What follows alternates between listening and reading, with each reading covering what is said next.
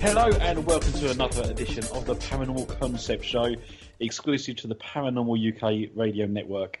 I'm your host, Paul Rook, and as always, we are joined by the stupendous Kerry Greenway and Richard Clements. Hi, guys. Hello.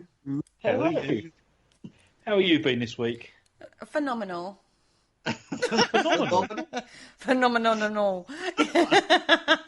So you want to go? You want to be phenomenal, Kerry Greenaway, next week? Oh yeah, one upgraded. Yeah.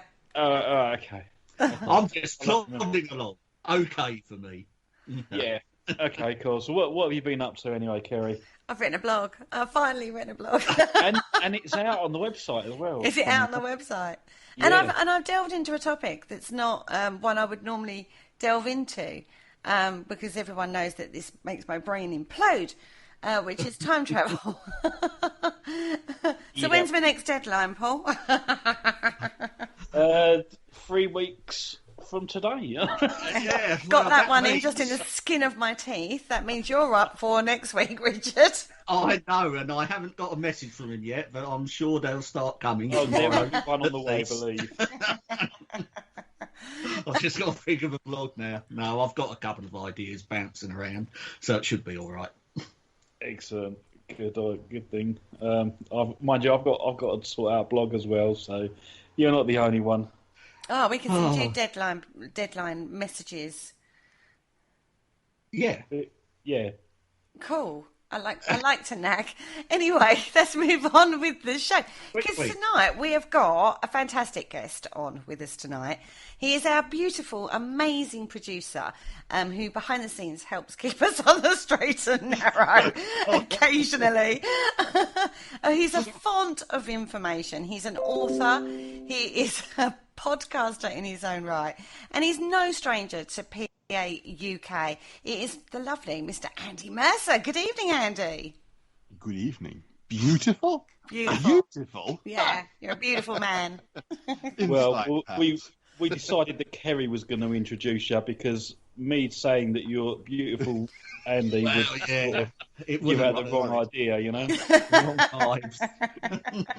Yes, no, that's fine. Now, Andy is a font of information, as I'm sure all of the regular listeners to PA UK know.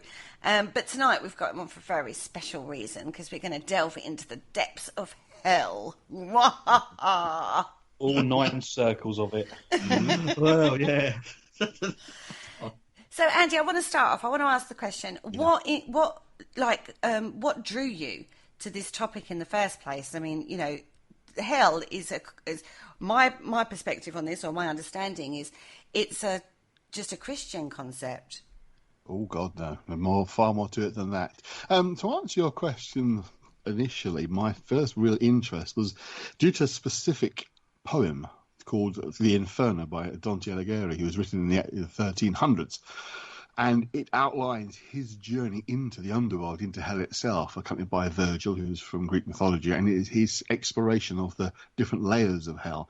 I first read it when I was sort of in my early teens, and it was better to read because in those days the translations weren't so great. There are better ones now, come out more recently. But I was absolutely fascinated. His writings really crystallise the modern idea of what hell is like, the various abodes of evil and the forces that may supposed to exist down at different levels. So, you know, how we in modern time understand hell is largely down to what he wrote, although there's one element which we'll go into a bit later that's different to what we're used to. But the idea of hell itself that we know of now is more of a Christian concept of hell, which is drawn from more New Testament areas. The hell is an idea that developed over millennia, and different religions have different concepts and ideas around hell. But our sort of, say, Christian understanding is largely drawn from Dante's Inferno, the first part of the Divine Comedy trilogy, in which they explores hell, which is the Inferno, then purgatory before going on to paradise, into heaven. But the first part is the one that people find most interesting, when he explores the various circles of hell. So it was Dante that really set hell alight, so to speak. Well, in a sense, yes. It emblazoned the interest, although often, I mean, sort of get to the interest a bit straight away, people often talk about when hell freezes over, that X, Y, Z is going to happen. Well, according to Dante, the bottom of hell is frozen. Satan's frozen solid in ice. So that idea of a frozen hell comes from there, but we often think of hell as being a place of fire and brimstone and all that kind of stuff. But that's more of the general, normal, older Christian idea of hell, which is seen as a place of fire. And there are layers of hell in the Inferno that are flame-ridden, shall we say, and burning. But the actual bottom of hell, the deepest spot where Satan himself is residing, is frozen. The people that were the worst sinners of all, the treacherous, are basically under the ice and are trapped, completely unable to move. And then the worse the sin, the deeper they go into the ice. But as I say, Satan's kind of almost like a bit of a joke, sort of standing there half buried up to his waist in ice and can't move. The idea is when he fell from heaven, he fell to the centre of the earth and fell into this ice, and it froze around him. So he becomes trapped in the ice with 3 of the worst sinners of all time hanging out of his mouth, because he's got 3 faces, by the way, which is a little different to what we do again. So you have the worst sinners of all hanging from his 3 mouths, and that's how Dante described the bottom of hell. But it goes through various layers. As I say, initially the first level of his hell is relatively okay. It's kind of calm and okay. Nothing much is happening there. It's just people who've not really done much of their lives are kind of sort of sitting there. But then it gets deeper and darker and more sinister. I mean, I can go for all the layers if you like, but that's really take most of the show up. So, but as I say, that's where I was really interested in the whole notion of hell as a concept from what Dante wrote about. Obviously, sort of studying the occult over the number of many years, my interest as I've come across more sort of stuff about what hell is supposed to be about, but as I say, the idea that we have of hell is still relatively modern in terms of the history of the underworld, should we say? Paul, did you want to? No, the only thing I can think of that actually sprung to mind was that if Satan is supposed to be encapsulated in ice at the centre of the earth, how comes he turns up on so many people's Ouija boards? I know, it's clever, isn't it? Opinions out. So, in Dante's sort of like version, I mean, does the devil ever leave his abode then, or is he permanently in there? No, he's permanently stuck there. I mean, there are plenty of devils and demons flying around that do his work and bidding, so they are the ones that you'll be dealing with. But in his version of hell, if you like, the devil doesn't move, he's stuck there. That's what it's. The idea is that he's a bit of a joke. This sort of great powerful figure is actually a bit of a joke because he's stuck in his ice and can't do anything, and they have to literally climb down him to get out of hell, because it's right at the centre of the earth, to go up to purgatory, the next level. And so he's just basically, he's a ladder he's used to escape the depths of hell itself. Okay, so for people out there listening, if you want an imagery of this, there's an incredibly famous painting which was highlighted through the Dan Brown film, Inferno, which actually is quite a reference for what we're going to be talking about tonight, because that painting figures in it so much. And it looks like kind of like a pyramid, doesn't it? Upside down pyramid of all the layers of hell that are there. And that's very iconic. It's a very iconic imagery, isn't it, of what it is. And like you say, there are layers, and within the layers there are ditches of varying reasons of why you're in that particular level of hell. It looks like a quarry to me. Yeah. No, I okay. certainly did. Yeah. Okay. It did. The idea is conical because the idea is it does get hotter as you go deeper and gets more crowded. But so then the bottom layer is the one that's absolutely frozen. So you are progressing deeper into the abode of fire and flames and brimstone and other forms of nastiness. But absolutely, there are various variations of the drawing of the Inferno as in that column. But I know the one you're speaking of, it's become quite a well-known version of it. But it is, because there's so much going on, it's quite difficult to actually conceive it in a single drawing. And often it almost simplify what you see. It certainly is one of those pictures, and every time you look at it, you always sort of see something different. It's like the ultimate Where's Wally in hell. Down as they descend deeper.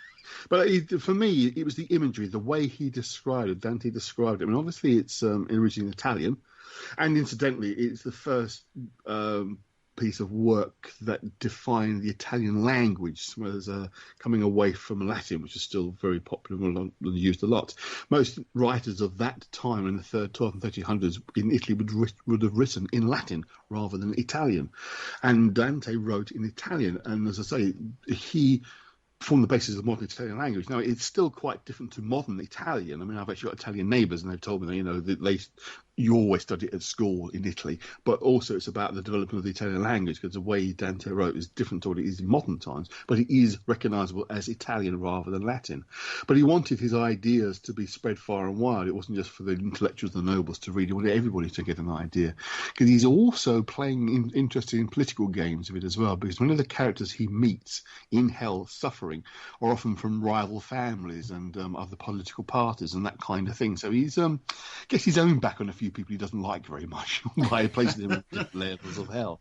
Because Italy back in those days was a collection of small states. It wasn't the one country that we know now. A lot of those states would have rivalry with each other. So a lot of conflict there. Small little local wars would break out and that sort of thing.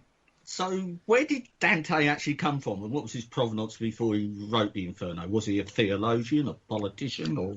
Well, in those days, you kind of were all of those if you was an intellectual, if you moved in those sort of circles. He was from the city of Florence, born in 1268, I think it was. I must forget off the top of my head.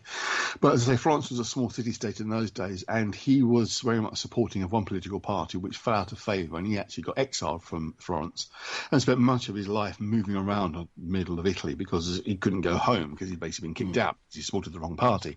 And I say part of the Inferno was to get across the politics of the time as well. But he'd written some poetry before that is known of, but nothing that isn't like as famous and familiar as the Divine Comedy, which, again, he wrote and people read it and were fascinated by it, and he became quite famous even in his own lifetime for writing it.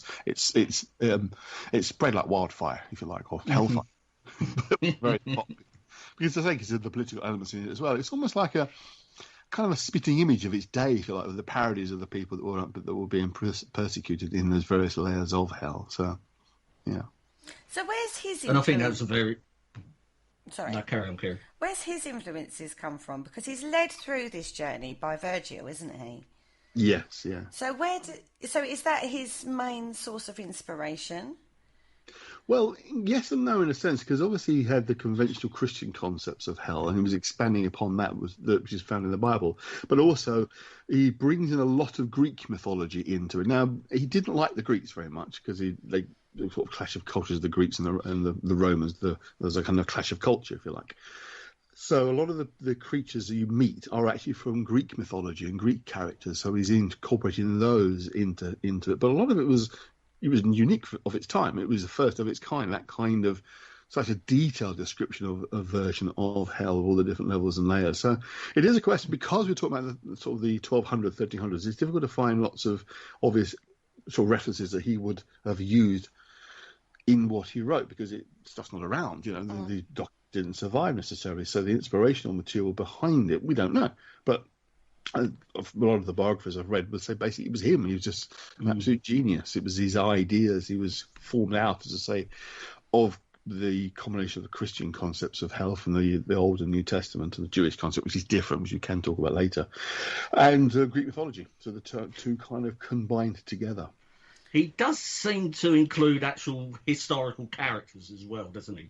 People like Cleopatra, Plato, and Julius Caesar, even. Absolutely, yeah. As I say, a combination of both sort of characters that are from genuine history, mythological characters, and people from his own time are all sort of lumped in together, and there's various layers. One of the interesting things that often comes up is the notion of salvation and escape from hell. And he often finds reminding us, the reader, that these people are all dead. They're not going to escape. They are trapped forever, no matter what they might try and do and say. They can never escape this fate that they're in. And it's kind of, again, it's a bit of a warning, not necessarily a kind of a obey God warning, but a kind of warning of, what you do can lead to all sorts of unpleasant things happening to you. So, be careful of who you associate with and what you do and what you believe and what you agree to be part of, because it comes back to get you. How much of this is an examination of self, do you think? Oh, absolutely. There's a big part of that as well. Again, we're talking about those ideas of what motivates you to do what you do and what you don't do. And you do explore all the kind of the 7 deadly sins that we know of, things of the lustful and the gluttonous and all those kind of things are explored as part of it. But also, it was very much the idea of, standing by what you believe in as well, and, explore your own ideas. Where did he leave? What will happen if you do what you're doing, if you continue to behave that particular way? What he saw as being right or wrong. One of the interesting things that does occur that's quite different with what we expect from older times is the idea of suicide, particularly with the Greeks, because for the Greeks, if you had no hope and things weren't going to work out for you, a noble thing was to kill yourself, was to end your own life. Now, that had changed as an idea with Christianity, but it was very much something that was quite deeply entrenched in the layers of suicide, the seventh circle in the Inferno, that you find people have basically lost their souls and are trapped in trees. And it might not sound very much to us now, but that was a real kind of statement of, this is what will really happen if you kill yourself. It was very much the reversal of what was been seen as almost like a noble way of finding the way out of a difficult situation, was, to make that noble choice of ending your own life. It would benefit someone else if you did that, if you like. But he was now saying, no, that's completely wrong. And he was the first to kind of really state that in something that he'd written that had been put pen to paper, if you like. Paul? Yeah. So if someone, right, there's 9 different levels of hell. Yes. That's what it's saying, right? Okay. So, do you have to go through each of those 9 levels to get to hell? To get to Satan himself, yes. The idea is you're going deeper. But what happens is when you first die, if you've had a bad life or you're naughty, you are judged and assessed, and it's decided to which level of hell you are going to descend, where you're going to be put, depending on what you've done, whatever your crime is. And what often happens in the Inferno itself is people experience a parody of what they're responsible for. I mean, there's a good example where you've got the sort of bishops and religious folk who've been not have followed the faith properly, shall we say, who've profited from being in their positions. They are forced to wear huge, heavy lead cloaks that are coated with gold, but they're lead underneath, so it's all false and fake, and they have to wear these things and carry them around. So it's incredibly heavy, as you can probably imagine. You've got this massive cloak that are wear for all eternity. So you get that kind of thing where people are punished in a way that befits what they've done. But the 9 levels themselves... I would say, does every religion have a different version of hell? More or less, yeah. They are. Some are ones grown out of the others, if you like, but they've all got a different kind of variation of what they believe hell is like. I mean, as I say, our version of damned for all eternity in the pits of hell, blah blah blah, is it's more or less unique to Christianity and Islam. I hate to say unique too, because there's 2 things, but it belongs primarily to those 2. Most of the other religions, it's often only a temporary abode that you spend time in. Certainly the religions that involve reincarnation, like Buddhism and Hinduism, you spend a period of time in different layers before you're reincarnated. But even in Judaism, you don't necessarily spend all eternity in a nasty hell. They've got 3 versions and they do different things. There's no Jewish equivalent of the hell that we know of from Christianity. There is Sheol, there's Gehenna, but they have different functions. Some of them are more kind of a limbo state. You stay for a period of time before you move on. Others are just the realm of the dead. It's not like you're being tortured or set fire to or anything like that. You're just wandering around as a dead person. Basically, you're not suffering any particular pain or discomfort. Yeah. It's almost unique to Christianity, and I say to Islam, because it does tend to follow a similar pattern, where you're being tortured for all eternity. That's something that comes in with Christianity, and that's one of the things that makes Christianity so powerful as an influence, is because you are not just going to be told you're naughty and spend the time in limbo. You're going to suffer if you don't do what God says. It's a really powerful tool, and that's what people have used. It's a very controlling thing to have, isn't it? I can certainly see why the church actually grabbed hold of this concept, the church elders, and thought, right, and we can use this to our advantage to make sure, people pay their tithes and stuff like that, Very much so. And there's a very big difference between how we perceive heaven and how we have got this perception of hell. Is that mainly come from this Dante's work, that we have that distinction of difference of opinion, of description? Well, to be perfectly honest with you, I don't know the other 2 volumes anything like as well as No Inferno. It's the first one I've read. But they are, again, you've got a layering of goodness going upwards, ultimately to when you reach God himself. That's like the opposite progress. But again, that is partly based on mythology, partly based on the Bible, partly based on Dante's own ideas. So you do. His writing is more known for codifying the notion of what hell was about than heaven, because heaven was more understood, if you like, from what's in the New Testament. Whereas our references of sort of devils and demons in hell in the New Testament is a bit more kind of less well formed, shall we say, a bit more amorphous. It's not really set out as well.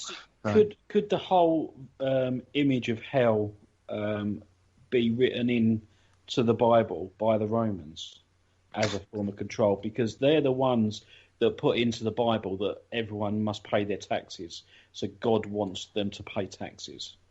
It's quite possible. I mean, a lot of what we take as Christianity now should really be known as Paulism, Paul. What else would it be called? Well, yeah, and this is how the Paranormal Concept Show runs. I mean, a lot of what we understand as Christianity was codified by St. Paul.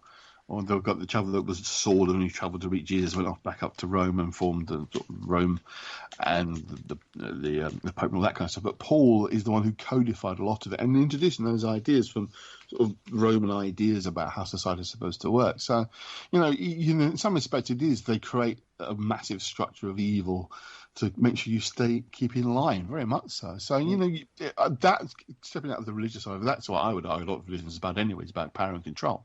You create these invisible threats of evil and damnation and burning in hell, etc., in order to keep people under control. But it's still fascinating. I mean, it's going back to the Inferno itself, it's almost like reading a horror story. It really does grip you in that way. Yeah, on that sort of level of evil and those experiences. But as I say, the 9 realms, the last ones, the last 3 break down into massive sub-realms. So you've got dozens of them, actually, all with various functions. Boys? Yeah, no, that's something I noticed in the circles of hell when I was just reading some of the notes, that some of the circles do have sub-circles coming off them as well. So it is seems quite a complex place to navigate yourself around. Oh, absolutely. I mean, that's one of the things he's got. Virgil is his guide in case he loses Virgil and gets panicked and frightened himself. But it is that division of breaking down all these kind of things you should and shouldn't do, and making sure that you understand what will happen if you do them. That's the idea. I mean, it's different levels. I mean, there are some that would argue that actually Dante had this as an actual experience. He really did go down his level. As others would say that it's more allegorical. It's more of a sort of mystery play type story to emphasize these things. But we always have religions a form of hell, of evilness, of suffering if you don't do the right thing. I think Taoism is probably unique as being almost the only one that hasn't got anything like as complex as a form of what would happen. It's more of a case of if you don't follow the Tao, then things don't go well. Basically, try to stick within that plan. That's it. So the sort of more further Eastern concepts are a little different, but they do have concepts of punishment and evil and darkness and hell, that kind of thing. Indeed, they are kind of almost balanced in terms of having different ones that one balances the other one out. You get different lots of layers again. So, no religion has one hell. It's this big single place where everyone gets dumped into. They're all got different layers, different ideas of what they're about. So, but again, it's often about power and control. Again, of controlling your masses. If you have this invisible threat of going into hell and being punished by the devil, then it's pretty powerful. Yeah, especially if you don't know anything else. Yeah, exactly. So the Divine Comedy is made up of 3 books, which you've referenced, which is the first one, which is Inferno, and then you've got Purgatoria, and then you've got Paradiso. But everyone... Purgatory and Paradise. Pardon? Purgatory and Paradise in English. Yeah, thank you. Now, people tend, from my understanding, to get stuck after the first one. They kind of read that and they go, well, okay, I don't really want to read the rest. And that seems to be the most well-known out of the Divine Comedy. Yeah. Why do you think that is? It's a good story. It's scary. So, just the pure fact it's a pure good horror story, right? Again, it's the weaponry that it gives those in authority, if you like, because it does have that kind of imagery of what will happen if you don't do what you're told. So it does serve a greater purpose in that respect. It's, we always often talk about how we can deal with people with carrot and a stick. The carrot waved in front, they'll follow it, or the stick whack on the backside, so they'll follow it. And Christianity is very much more more in favour of whacking with a stick rather than dangling the carrot. So it tends to be, it works that way around. It certainly seems to appeal to human nature, who are inquisitive, you know. I mean, and what would you rather read, a Stephen King or a Barbara Cartland? I know what I'd rather That's read. a good way of putting it, exactly, yeah. I'll go with the Barbara Cartland every day for week, boys. I'll go with Stephen King. So, Actually, one thing that you might find interesting to know about as well is it's a very odd title if you think about it. Why is it a divine comedy? Why is it called a comedy? I mean, it's not a joke. It's not funny.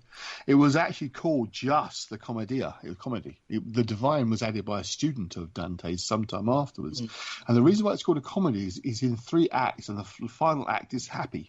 It's a nice, happy finish. You end up in heaven. That's why it's called a comedy. You comedy or tragedy. Tragedies end in bad, sad things happening, and comedies end in good things happening. And that was how poetry and plays were divided up between tragedy and comedy. I mean, you probably see the Mask before the Smiling Mask and the Sad Mask. And because it finishes on a happy ending, it's a comedy. But there's no jokes in there at all. Was it ever performed as a play as such at the time or shortly after? Not as a play, no, but it's as a reading, as a public reading, yes. Dante himself toured and read it aloud to people.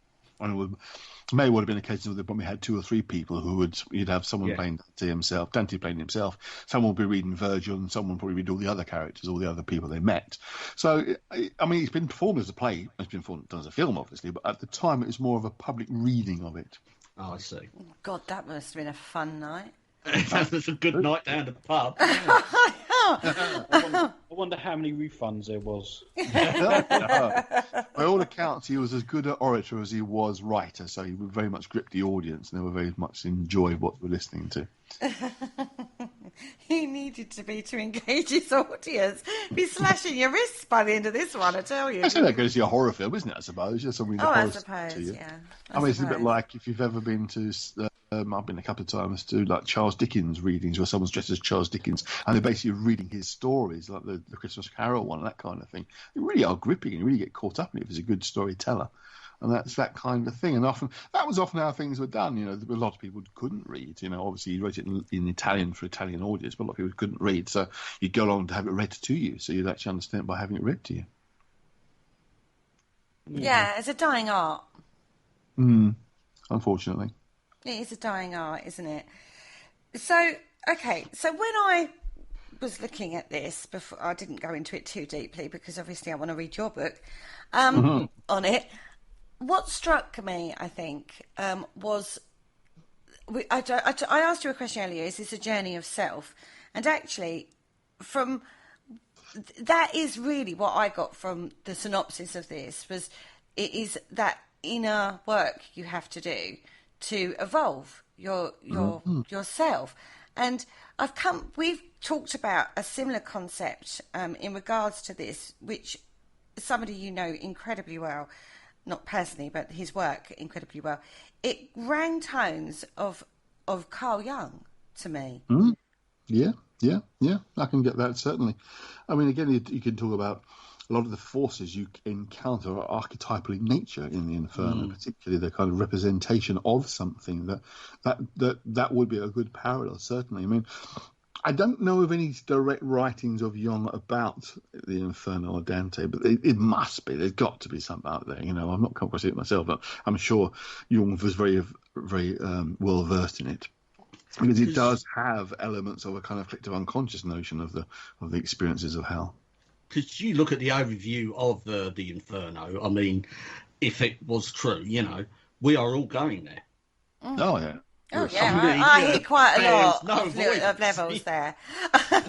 He certainly has covered all aspects of human nature, innit? It's all the darker side of human nature, though, isn't it? All those things, we have all of these factors in ourselves to a level, to some level or degree or other, in all honesty. I mean, you know, okay, so if you look at fraud, we may not necessarily go, okay, I'm going to run a scam and get hundreds of millions of pounds out of people from an email scam or something. But at some point or other in your life, you're going to have come across a situation by default almost that would be classed as fraud to somebody. Speak for yourself. Or treachery. No, I disagree. I think on some level you would have done this at some point to somebody, whether a greater or lesser degree. It would be classed as such, like treachery or gluttony. Oh, see, but then Jesus died for my sins, so I get away with it. Yeah, I sort of like going through some of the sort of lust. I very much doubt I'll end up there, but no. This wasn't a time for you guys to be like discounting which levels you would hit. I would just like to point out. But my point is, on some level, we could hit almost nearly every level at some stage in our lives. It's almost like the darker side of human nature that we've all got something of that within us to a greater or lesser degree. So an examination of self would bring those things to the fore in a way that is an inner hell, isn't it? When if you have violent tendencies, to face that within yourself is not a pleasant thing to face, is it? Absolutely. It's a burden you carry, like Andy was saying earlier about heresy. You know, you're putting out a fake front. It is a burden you've got to carry because you know you're being fake. You can't get away from self. Yeah, I think isn't it more down to the fact the intention? I think if you do something unintentionally, and I don't know, someone deems it as fraud against them, then that's not that doesn't count because the intention wasn't there to defraud someone. Well, it's a difficult one because it's a little bit like the whole thing with the Nazis. You know, the lower rank saying, "Well, I was just doing what I was told." That didn't wash for them then, and I think the argument would be you should be aware of what you're doing. You know, you should think through what you're doing and what the consequences are going to be, which is what the Inferno is about. You think through the consequences of your actions. So I think they would argue that you can't get away with simply saying, well, you didn't know it was going to lead that way. Well, you should have looked, if you like, before you do these things. Yeah, but I agree, we do unintentionally find ourselves sometimes in that kind of situation. I mean, how many of us has walked out of a shop with more change than we should have and thought, should I go back and tell them, nah, sod it. We've all done that one, I'm sure. That's fraud. Yeah. That's deception. Yeah. No, I've never done that. There you go. Pious Paul again over there. He found it at the Vatican, remember? So yeah, because looking at the, when we all come to fall off the tree of life at the end, we will probably hit all of these branches on the way down, won't we? I think we do through life, though. Mm. So we're bringing in the concept of, okay, so this is a personification, effectively, of what Dante's version of hell was, but that's kind of what we go through life. Mm-hmm. Yes, it's a chance to look out for the pitfalls and avoid them. And be aware of what the possible consequences of your actions are. I mean, that's really what it's about. This is of the level of, say, treachery or whatever. If you are treacherous, this is where you could end up. It's like, well, that's not particularly nice. End up being stuffed in a flaming coffin the rest of your life. The lid's nailed down, you can't get out of it. It's on fire inside it. Things along those lines. If you commit suicide, you find your soul is now trapped in a tree that gets crushed every now and again by the harpy birds that are flying above. And you'd be torn apart if you do. It's like, well, okay. So no, I think I'll avoid doing that. The level to be in actually is the first circle of hell because it's for the unbaptized.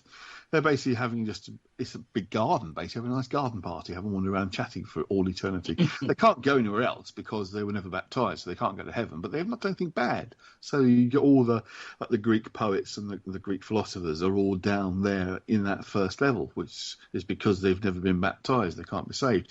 And the interesting thing is, it often struck me as a bit funny, is if nobody who was born before the time of Christ could be baptized, because of course there was no Christ to baptize them, then there's millions of people in that area. That sounds quite an interesting area to go, because I noticed Julius Caesar's in there, and I love a chin wag of him. All the famous people for hours. Bad. That's where they find themselves. Absolutely, it's just a bit crazy that you literally, because obviously their idea of the age of Earth is different to what we understand now. But it would have had millions of people in it, which is a bit funny. But there was an occasion in the past where Jesus himself came down and did rescue a few people who were virtuous enough to go up to heaven. So some of the Old Testament prophets are rescued by Jesus, if you like, and taken up to heaven. This is before Dante's exploration, but he's told about that one. He's travelling down there with Virgil. So he says, don't worry.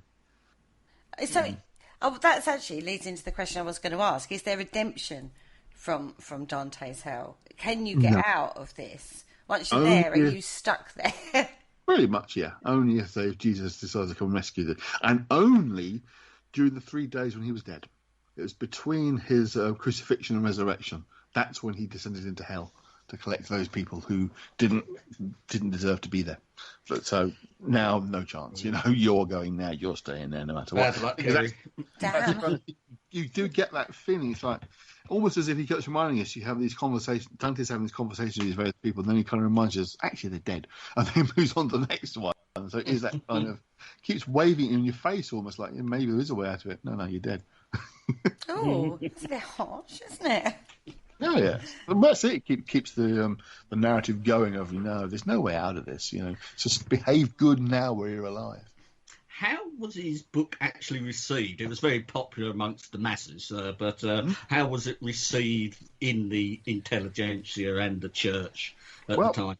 Popular at all levels, because obviously it gave the Catholic Church a bit of weaponry, saying, look, this is going down what could happen to you if you're bad. So yeah, the beauty of the poetry itself is something that had an enormous impact and impression. And like I say, it was interesting because he wrote in Italian rather than Latin, he could have easily been rejected, but it was almost like the right man at the right time to actually have come in to play, to be in the right place, and to actually say, well, it's almost part of the idea of creating Italy as a nation as well. That was a kind of a theme that could come from this. That this is something that can unite all Italian-speaking people, because obviously the accent would vary enormously, but they were speaking roughly the same language. But so it was something that had a popular influence at all levels, both with those who could read it, those who came to see it being sort of read, and those who could understand it at a higher level, if you like, within the Catholic Church. But did it have that impact then? Did it make a difference then? Well, I say it depends even by difference. The codification of the notion of hell is what was important there. It was the giving a kind of a much clearer structure of this is how these levels of hell actually work. If you choose to believe that. Yes. As I say, some would have said it was a real mystical vision and journey he actually had into the real hell. Others it was allegorical. Others it was just a story he made up. It depends how you want to look at it. Because obviously, I mean, even the Christian church today would probably struggle a little bit with trying to get across the idea that there was a real literal hell, although probably some still do believe that.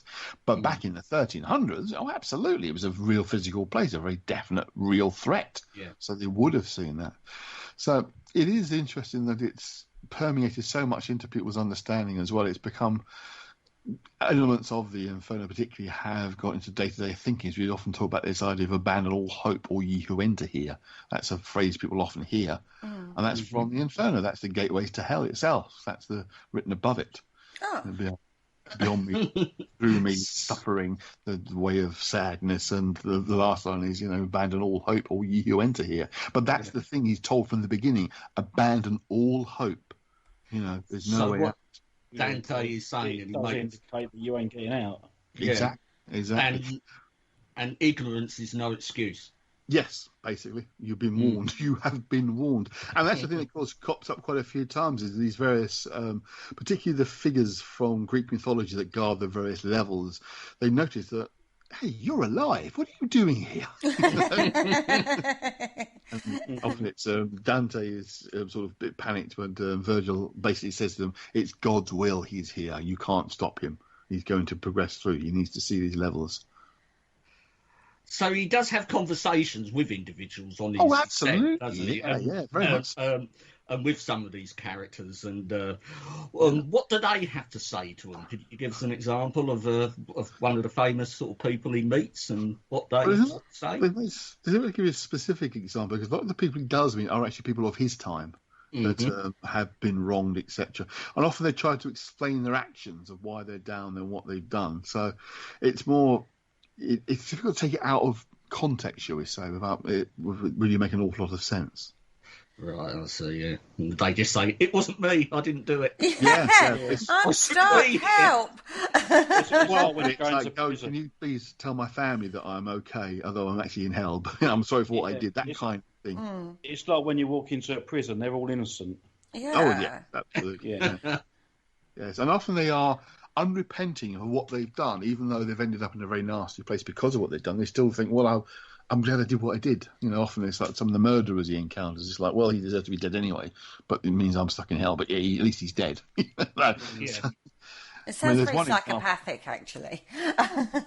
Absolutely. You're not doing very nice people when you get into the lower levels, particularly. I mean, there's one example of two figures who are from Dante's time who were basically trapped in the ice, neck up, facing each other, constantly arguing, want to fight each other, but they can't move. They're just shouting at each other. That sounds like the paranormal field. Yeah. They're all stuck in the same place, shouting at each other. Who's the most famous? Now, the last level in now is actually Treachery, which is quite surprising, really, because you wouldn't think that, it's a bit nasty and all that, but really, I mean, they're all quite nasty, but I wouldn't have put that as like the worst ever, because it does depend on intention, as Paul said. Well, the betrayers, the one that's probably the most famous of the three that is in there is Judas. He's sort of in his waist because he's the one that betrayed Christ. That makes them worse. I always find that a bit funny because that was a necessary part of the process of Christ sort of being someone had to do that. So it's like you're fulfilling the desire, if you like, of God, but we're going to punish you for being the person who did it. It's ultimately shooting the messenger, shall we say. You end up being stuffed, and he's in his waist, his legs hanging out, so he can't even talk or do anything. He's just trapped. The other two, which I think are interesting, is Brutus and Cassius, I think it is, the two people who betrayed Caesar. Yeah. For Dante, that was the height of Rome, of Italy's power, like the ancient Roman Empire. And the fact that these guys betrayed what Dante saw as the greatest leader, makes them the worst of all. So they are then the two of the other three mouths that Satan's got. And it's an interesting depiction. You don't often see Satan as having three faces, but in Dante's Inferno, he has. Yes, because you look at a lot of Renaissance art and stuff. A lot of sort of people are depicted as Caesar, aren't they? As Julius Caesar and stuff. So he certainly held a high regard, even in medieval times in Italy. Yeah, I mean, literally, he helped sort of massively expand the Roman Empire, but he became almost a mythical figure. A lot of the following Roman emperors had Caesar somewhere in their name, so it also became like a title. Caesar became almost like sort of the leader title rather than just someone's name. So, it was seen as very important. So, obviously, the two people that betrayed and murdered him were definitely destined to have the roughest time. Oh, I've got a sneasel. No, it's gone. Sorry, no, it's gone. Correct me if I'm wrong, but the Caesar thing, is that to do with the Ides of March? Yes. Right, okay. Ides of March. Yeah, beware. Where they all stabbed him in the back. To Brutus or something. Yeah. Brutus is his closest friend, and he led the rebellion, basically.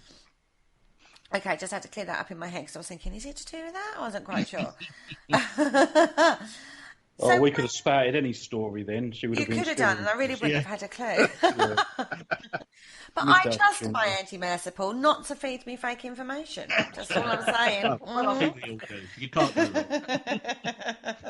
It's not faking information. It's a psychological experiment. But it seems the ultimate fate for a lot of people sort of you'd be eaten, isn't it? Because hasn't Satan got three heads, and he's also munching on a few people as well. That's the three he's munching on. Say, right. Brutus, Cassius, and Judas. The three being gobbled alive, and they are alive again. They're not sort of dead and being eaten; they are just being munched upon, basically. To be fair, though, sorry to interrupt, guys, but Satan is very. I get these thoughts, and then I have to say that he's quite an impotent figure in this. He's just at the bottom munching. Yep. You know what I mean? He's a very impotent figure, isn't he? That's it. It's the whole idea of being stuck in the ice. He can't do anything. He's just trapped there, because the idea is when he fell from heaven, he fell down so fast and so hard, he went straight to the centre of the earth, which is where he's trapped. But yeah, that's the idea. It's sort of almost a joke. He's impotent. It's kind of funny thing. You get this darker and deeper and more sinister things happening, and you get to the very bottom itself. It's this big frozen lake with Satan stuck in it. So it kind of doesn't exactly, not the grandiose figure that perhaps you're expecting. And I think, again, that's clever because you could almost build it up as being some great dark figure of force of Satan that you want to follow and worship. Actually, no, he's this bloke stuck in the ice with three faces munching on dead bodies, which are still alive and trying to escape his mouth. And that's all he can do. He just stands there because he can't get him out of his mouth. He's just stuck with him in their mouth. So he can't even speak. He's got a sort of mouthful of body. So, in a sense, Satan himself is also in his own hell. Yeah, absolutely. Yeah. That is exactly it. He's totally impotent now. He can't do anything. And that's his punishment for his rebellion, and despite... and it doesn't sound like he's particularly too happy being down there, and he's probably had plenty of time to repent. Yeah, let's just say this. He hasn't said anything. Other than munch, really. Yeah. But also, you've got to take note that concept of him being that impotent. He's got no real influence. It's your own actions that have got you there, not anything actually to do with him. He's just he's just eating. He's not actually that influential in the reasons why you're in one of these levels of hell. That's on you. That's on your actions on the earthly plane. And actually, it's got nothing really to do with him. And even the minions of him that you come across through the levels of hell, like you've talked about the Furies, and you've talked about there are other characters like demonic character kind of people. That's not the right thing. That's all out demons, basically. That are actually part of the punishment perspective. They're all level bound. They're not interacting like we have that vision of God being able to interact. So the whole concept of that evil walks the earth and the devil will get you and blah, blah, blah. Dante is basically saying, no, the only time that's going to happen is when is consequence from your own actions. And that's actually a very different concept to the one that we are driven by now, actually, because we have that concept now that whatever we do is redeemable because God will forgive us. Yep, and these are all the people that no longer applies to. But it's interesting also, going on with what you're saying there, is that it's not like you're being tempted by Lucifer because he's useless. He can't do anything. Yeah. He doesn't seem to be like the modern sort of thing. He's always out tempting, beware. But he doesn't. He's not about as such. I mean, you sort of go to him. He doesn't, and he won't come to you. But he's not even that active under there. He's just doing what he wants to do. I'm saying doing what he wants to do. He's just stuck in his own level of hell. So his impotency is total. Yeah. So there's no excuse for the behaviour that your badness. There's no excuse for that. It is totally on you. Yes, it's personal responsibility, definitely. And it's like you've been sent there to show, right, it's totally on you, and this is what you will end up like.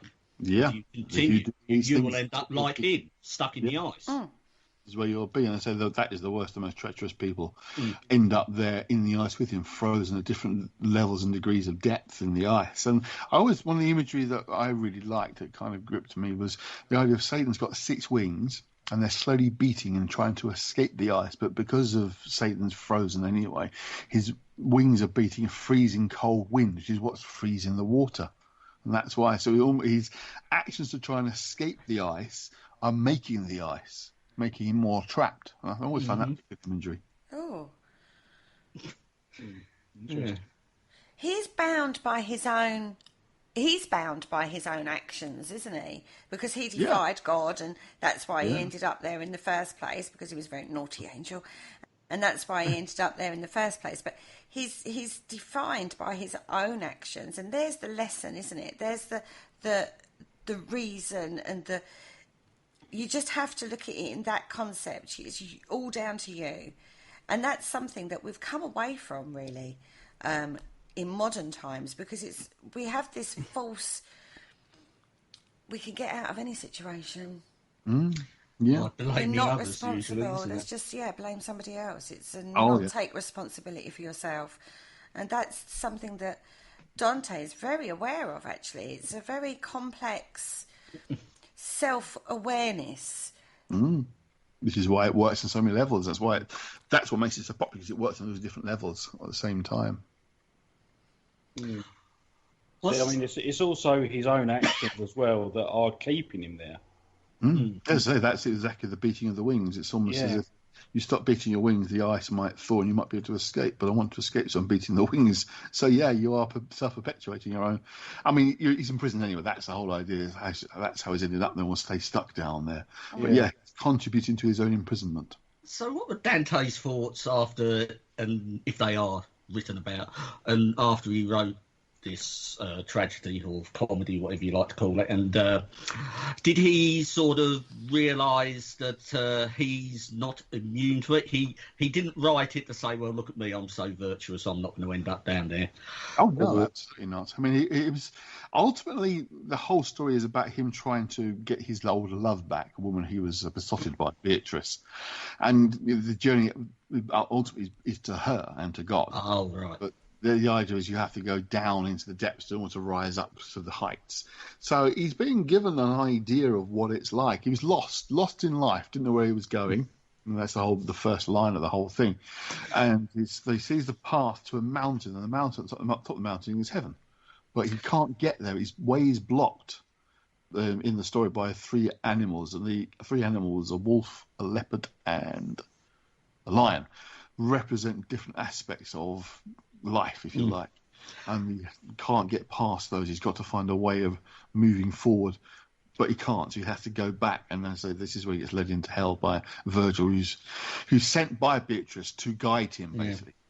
You can certainly see a lot of Greek overtone in it, or Greek, or even ancient Egyptian, and their sort of stories tend to sort of suggest that when you sort of pass over, you have to go through the underworld or hell to proceed up into the heaven or whatever. Yes, I mean, there is the early on, as I say, you're judged as to what level of hell you're going to go down to. Talking about, I forget which Greek creature does the judging, but it's very much parallel to what Anubis does when in the underworld in ancient Egypt. That kind of, well, let's see how you live. Yeah, that's what I was sort of thinking of. I think this does sound familiar to ancient Egypt and stuff, Yeah. The trip of the Pharaoh. Who are the ones that come up with the concept of Hades? Was it Hades running the underworld? Yes, that's Greek mythology. Yeah, Hades is sort of the god of the underworld, the god of Tartarus. How did they get from that image of hell to the other one? I don't know. Stumped you. I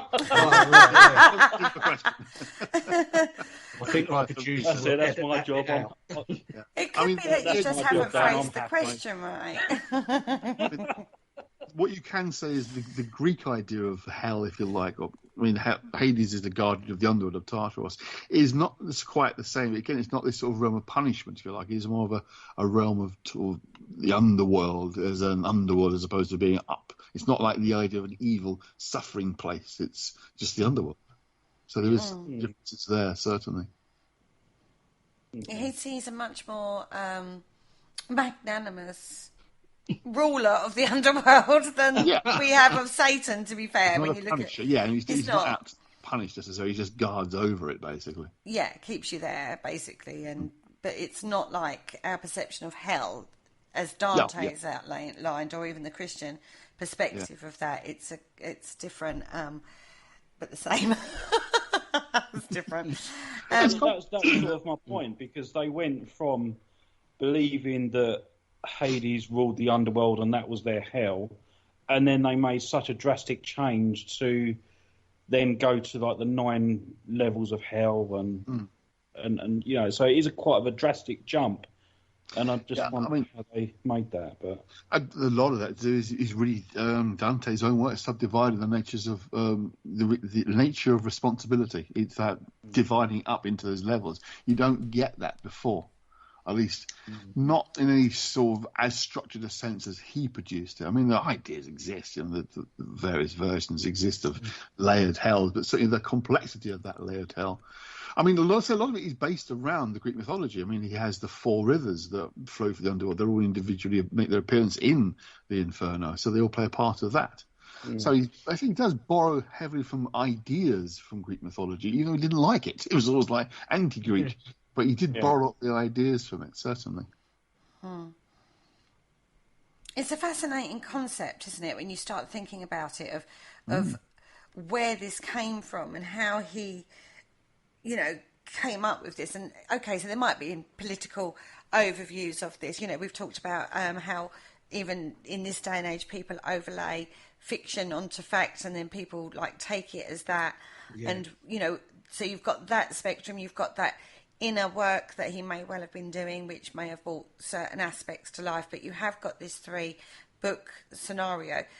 Before we take a break for the break, can you just explain to me what the term purgatory is? It's always fascinated me. It's the 2nd book in the Divine Comedy. I don't expect you to know the book, but just that perspective of purgatory.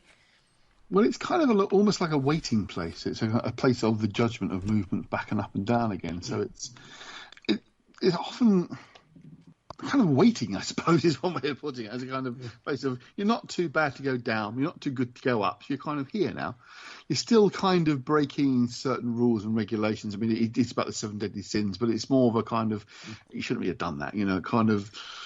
Yes, it gets a bit more to what Paul was saying a little bit. It's more kind of not by deliberate action, if you like. You kind of hear as a consequence because maybe you're a bit lazy, so you're not going to get to heaven. Yeah. You weren't nasty, you're not going down to hell, but you kind of at those 2 levels, if you like.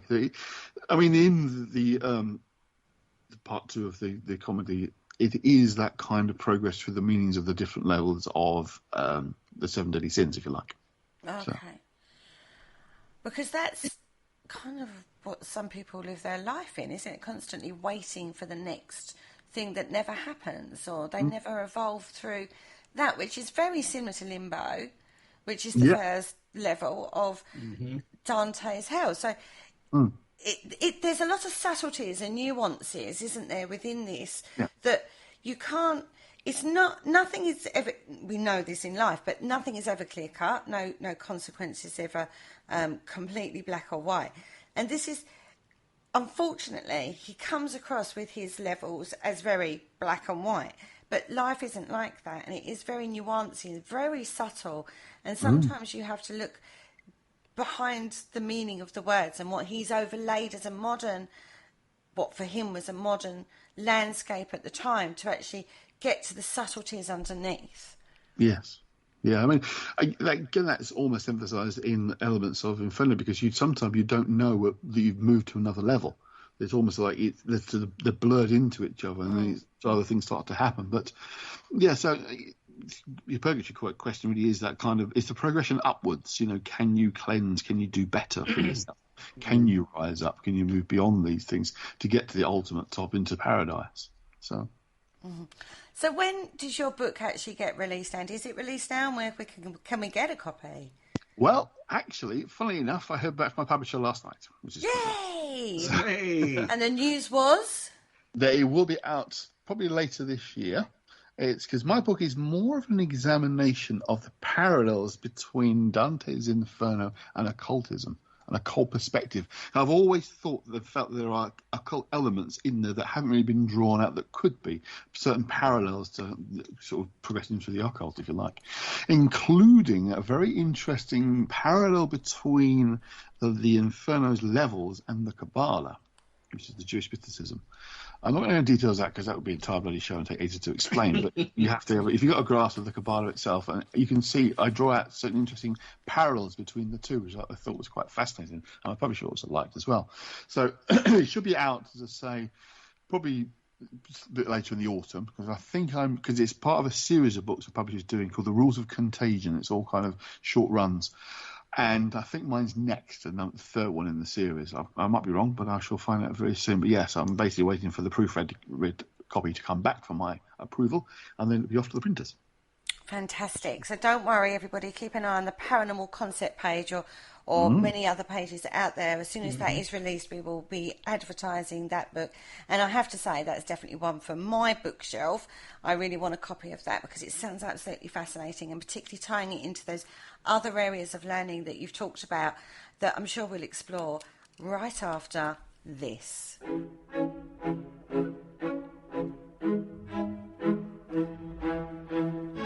Hello, Harry Price here. If there's nothing me and my friends enjoy more here on the other side, it is to sit back and relax and listen to the Paranormal Concept Show, right here on the PAUK Radio Network. Broadcasting a plethora of interesting and informative content for all your paranormal needs. Find them across social media to keep up to date with forthcoming shows and all their other adventures. Hello, is there anybody there? And welcome back to the Paranormal Concept Show, exclusive to the Paranormal UK Radio. Now, before the break, we delved into the depths of hell and Dante's perception of that.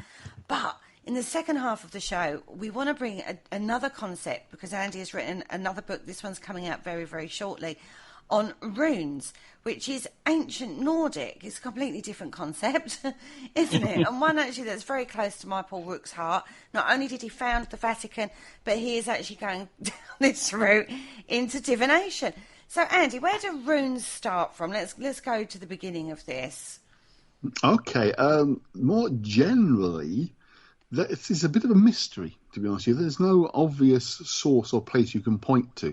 There are indications, very possibly, that they go back as far as Rome, as you were talking before, because I forget the name of the book now, Germania, written by Caesar, they mention in a very kind of roundabout way something that sounds quite like runes.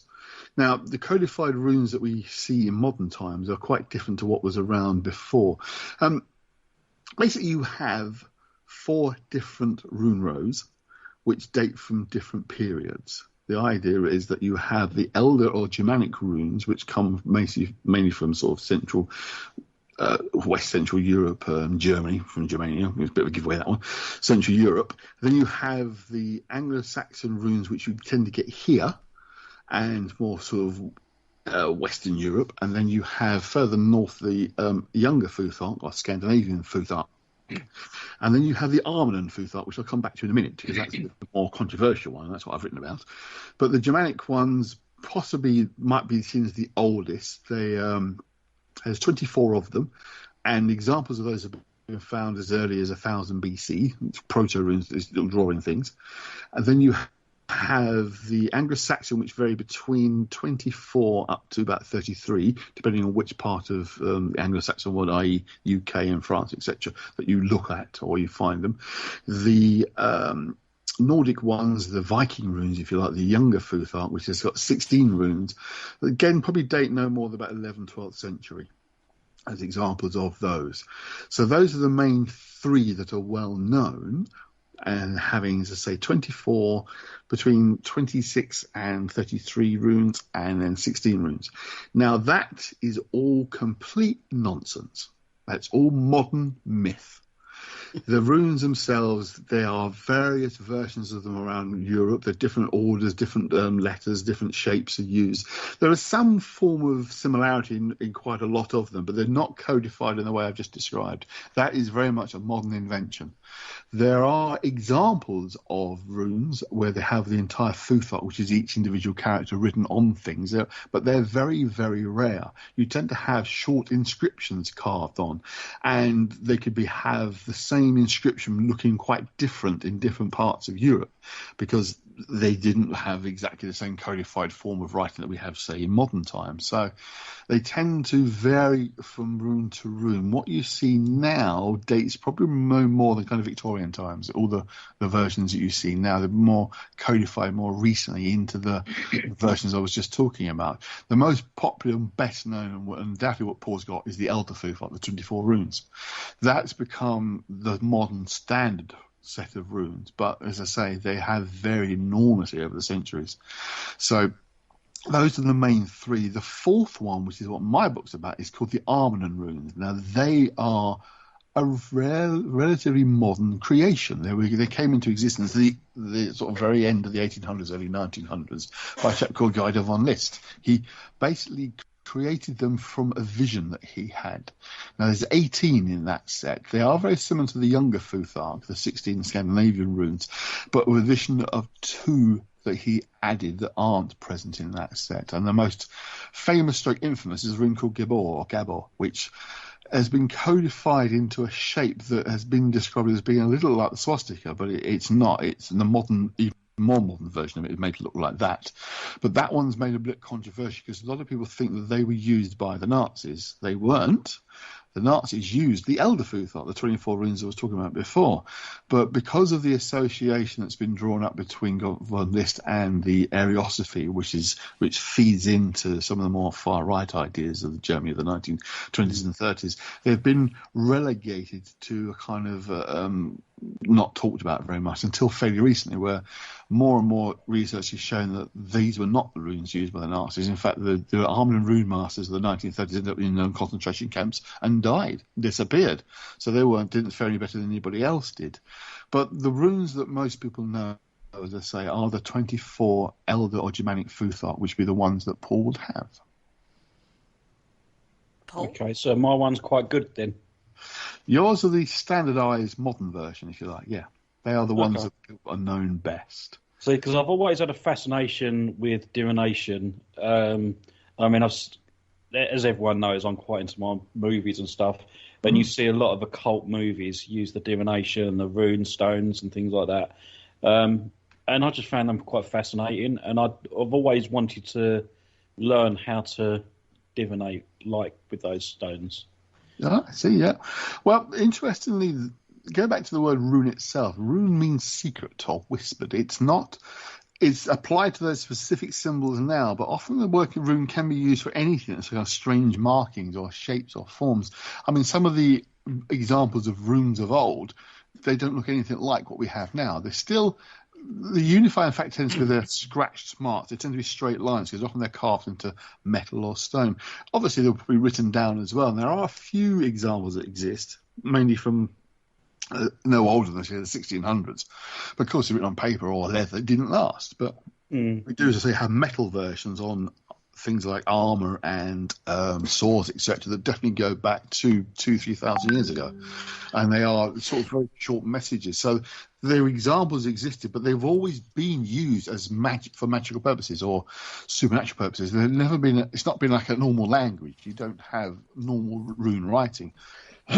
Well, you do get some, but predominantly they are used for that kind of purpose. They've always had a magical element to them as a form of empowering things. So, let's say the Germania, I forget, Tacitus is the author of the Germania. He talked about the Germanic tribes people, which were the ones who were outside the Roman Empire, used to divine with sticks, and it's been speculated that those sticks had runic symbols carved on them, and I say that was the earliest known example of runic divination. Although, as I say, it's a slightly controversial point because other scholars would say, no, it's nothing to do with the runes of modern times at all. Something completely different's going on there.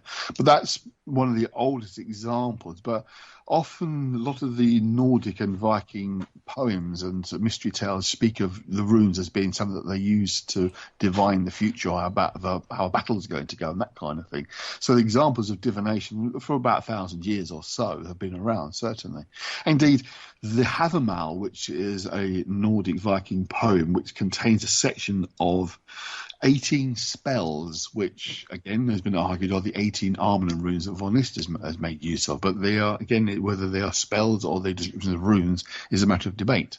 So certainly as a divination tool, they've been around as a tool probably even longer than the tarot cards have been around because they're much more simple and straightforward. You know, you can fairly easily create your own set of runes if you want to. It's just very simple shapes carved onto wood or stone or metal. So it's quite possible to make them yourself. So there is a beauty of simplicity to the runes themselves as a form of divination because they tend to work a little bit like the tarot do as well because each individual stone has its own meaning, but you can combine them to create more involved meaning. You can also combine them to create things called bind runes, which again are designed to have specific magical powers and magical effects by creating those different meanings of each stone to create a simple single shape which you can then carve onto something. So they get used that way as well.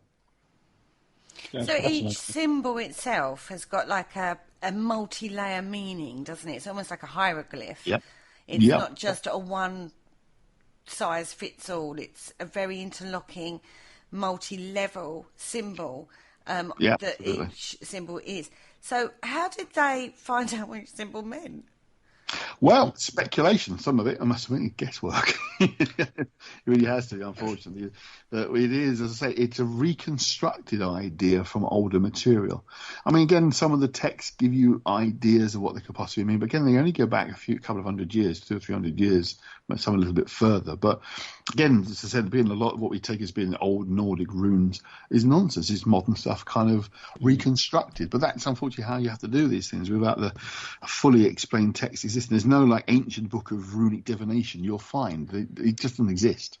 That's one of the reasons why I tend to prefer the Armament Runes, because you have got a very real, very followable, albeit relatively short history. You know, Von List himself specifically talked about the fact that you have multiple meanings, layered levels of meaning within each Armament Rune. So that's one of the reasons they appeal to me, because they're the most esoteric version of the runes, whereas the others are more exoteric, if you like. Divination with Armament Runes is almost an afterthought. They're more of a spiritual symbol, if you like, that you make use of. So if Paul's going to start working with his runes, would he be served well by following literally like working with each rune individually and getting what his impressions would be, rather than buying a book that somebody's written about their interpretation of the runes? So it would be a linking into his own intuition and spirituality with the symbol itself. Could we talk about symbols having power because they've been used for thousands and thousands of years? So would that be an indicator of where Paul would need to go to a good starting point, shall we say? And that's a good starting point. Would be a good book. Start with the fundamental meanings, but then you explore them based upon those meanings. Absolutely. I mean, there are a number of very good titles out there. The person I always say to look out for is a chap using his real name is Stephen Flowers or Edward Thorson. He is probably one of the premier writers of the non-academic, shall we say, approach to runes. It's very much a boring, dry academic approach to runes as a historic symbolism. But if it comes to the magical elements, then he is the guy whose book you should get hold of. He's written about a dozen books, but some of his early stuff particularly, it gives you a really good foundation understand. But from that, like tarot, you can build your own understanding, a more specific meaning to you. But they have fundamental meanings in the same way ordinary alphabetical letters have fundamental meanings. So you learn those first, but then you develop and grow from beyond that as well. I mean, you can go all sorts of ways. I mean, there are ways of creating entire sort of magical spells with just runes, not just writing the words down, but uniting the symbols to create things like the magical stage you get in Icelandic magic, for example. They don't tend to contain runes as such, but they are a way in which you can combine symbols together to create more powerful effects. So yeah, definitely look for Stephen Flowers, aka Edward Thorson's books, things like Rune Law and Rune Law is one of his best actually for getting to really get to grips and understanding of those runes. Okay, I'll keep an eye out. Definitely. Where did your interest first come with runes? Because one thing I will say about you, Andy, is you can never pin you down to a specific area. You've got expertise in quite a lot of different areas, and just you can kind of see like a branching off kind of scenario.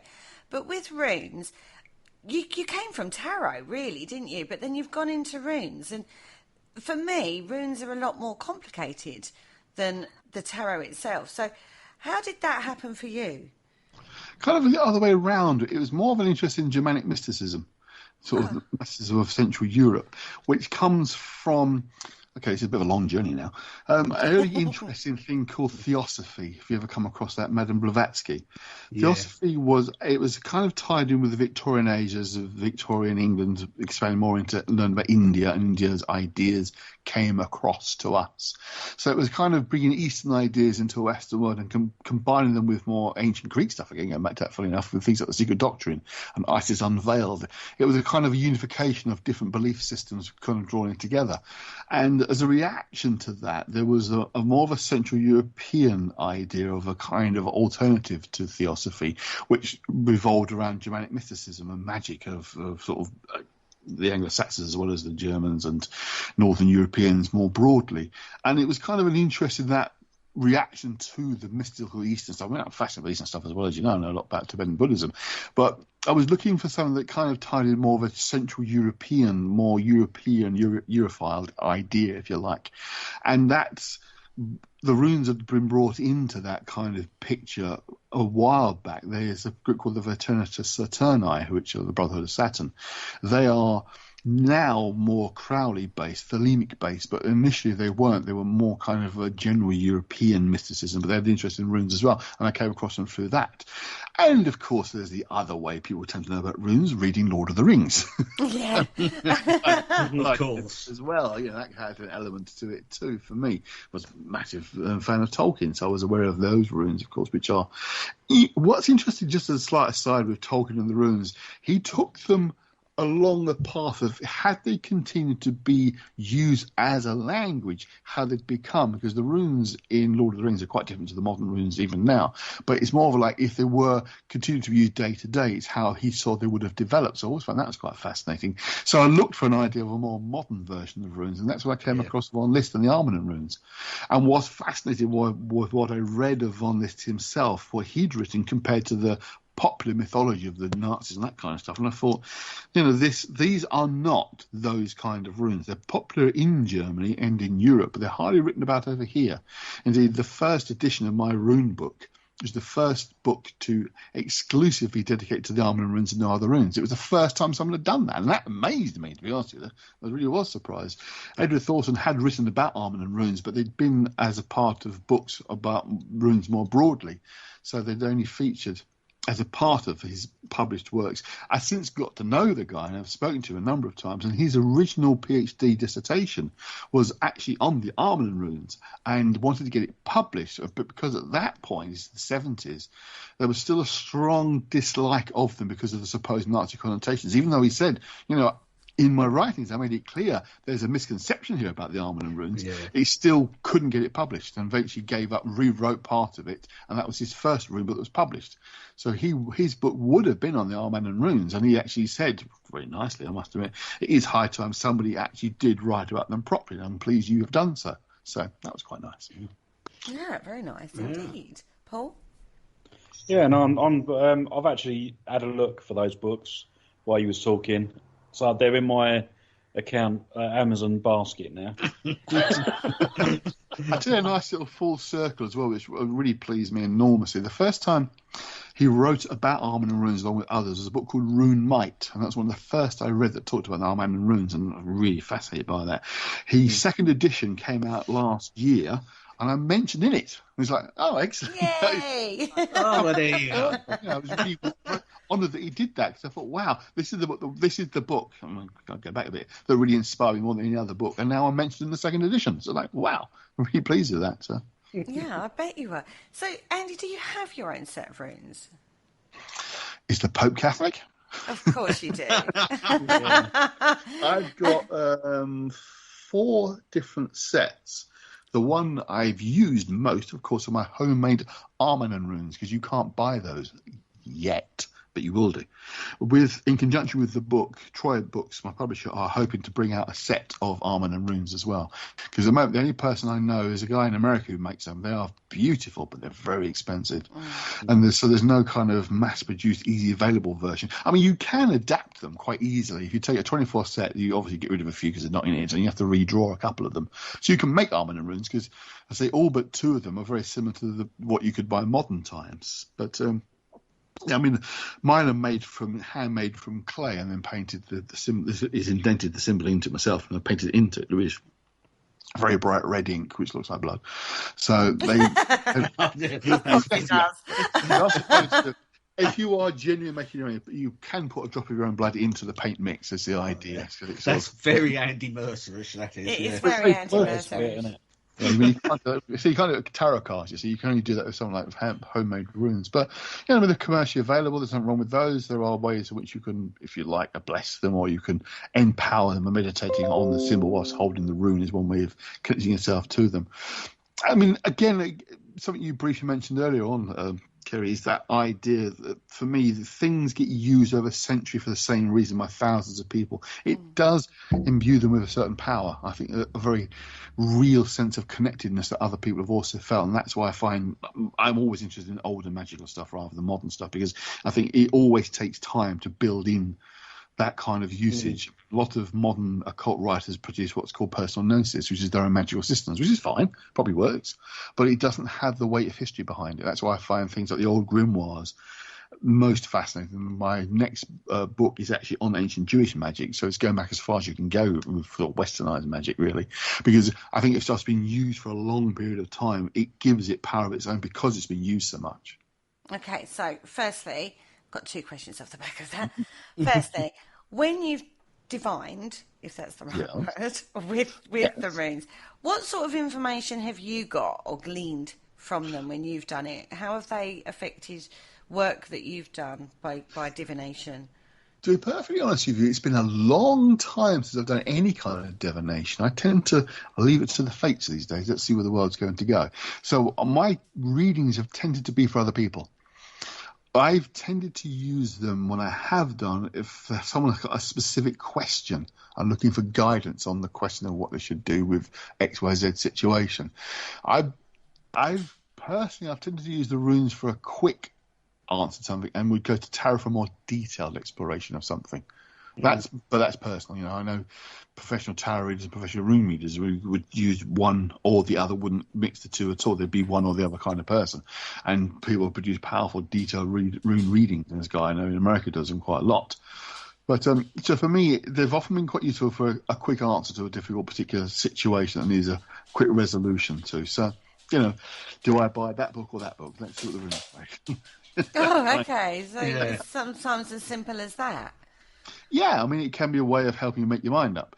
I think for me, again, it's like the tarot. It's tapping into something. There's kind of an energy that you're tapping into that can give you an idea of possibility. And say, I don't believe these things tell the future. None of them do. Tarot cards, runes, none of them tell the future. But they give you guidance towards what possible could happen if you continue on the path of what you're doing right now, where it could probably lead you. I should imagine going to the bookshop with Andy would be an interesting experience. Yeah. Seeing him cast his runes in the form of waterstones. Well, these days my answer is I'll buy them both. Yeah, that's the easiest way, isn't it? If you had to pick one, then tarot or runes, which pathway would you take if there was one choice and no other? Difficult one to answer because it really does depend on what mood I'm in. You know, I can read with both quite happily at different times for different things. I like the complexity of mystery, and I think you tend to get a greater complexity of mystery with tarot than runes, because runes tend to be more straightforward. And I know there are friends of mine who are rune users who would be throwing things at me for saying that. You know, you can get deep and powerful meaning through runes. Well, you can, but it's what works for you. You know, I tend to use things like tarot not for reading the future or anything like that, but for that deeper sort of archetypal exploration, if you like. But having said that, there's a large section in my book on the runes that do talk about runes and Jung. Now, Carl Jung didn't use runes. He wasn't going to use those. He did use tarot and used the I Ching coins. But you can see the parallels of what he talks about, how that works with the runes as well. So that's something that's in my book. So I think that's why they probably appeal to me, actually, because rather than dancing around the houses, I just want to know. Yeah, exactly that. Give you a much more straightforward answer. Again, those would argue, well, tarot cards have a specific certain meaning, so you can do the same with them. So it depends what you want to work with, what more comfortable. I mean, I actually quite like the I Ching coins. I've used those a few times.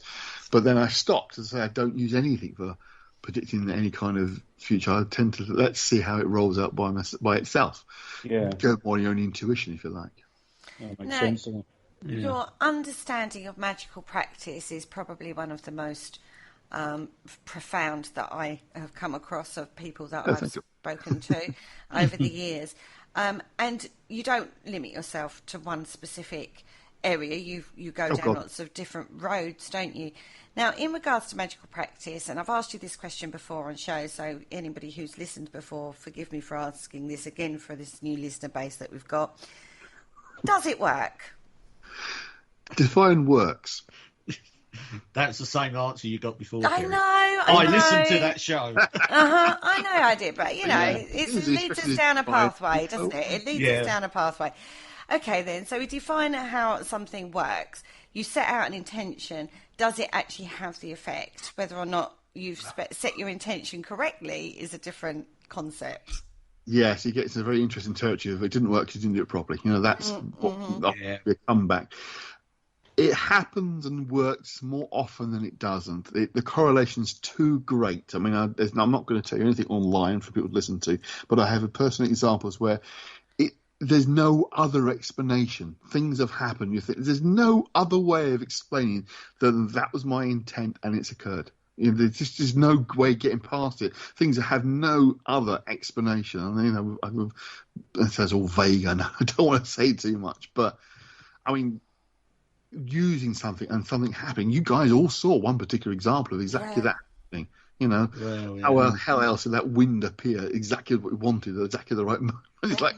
And it was just a wind. It went round through the trees. It wasn't just that, though. I have to say, it weren't just the effect we felt. It was the feel of that as well. There was a very distinct difference between wind in the trees and the wind in the trees. Do you know what I mean? Because we all kind of looked at each other as to say, okay, that was a bit kooky. And it was the feel of it as much as the effect of it.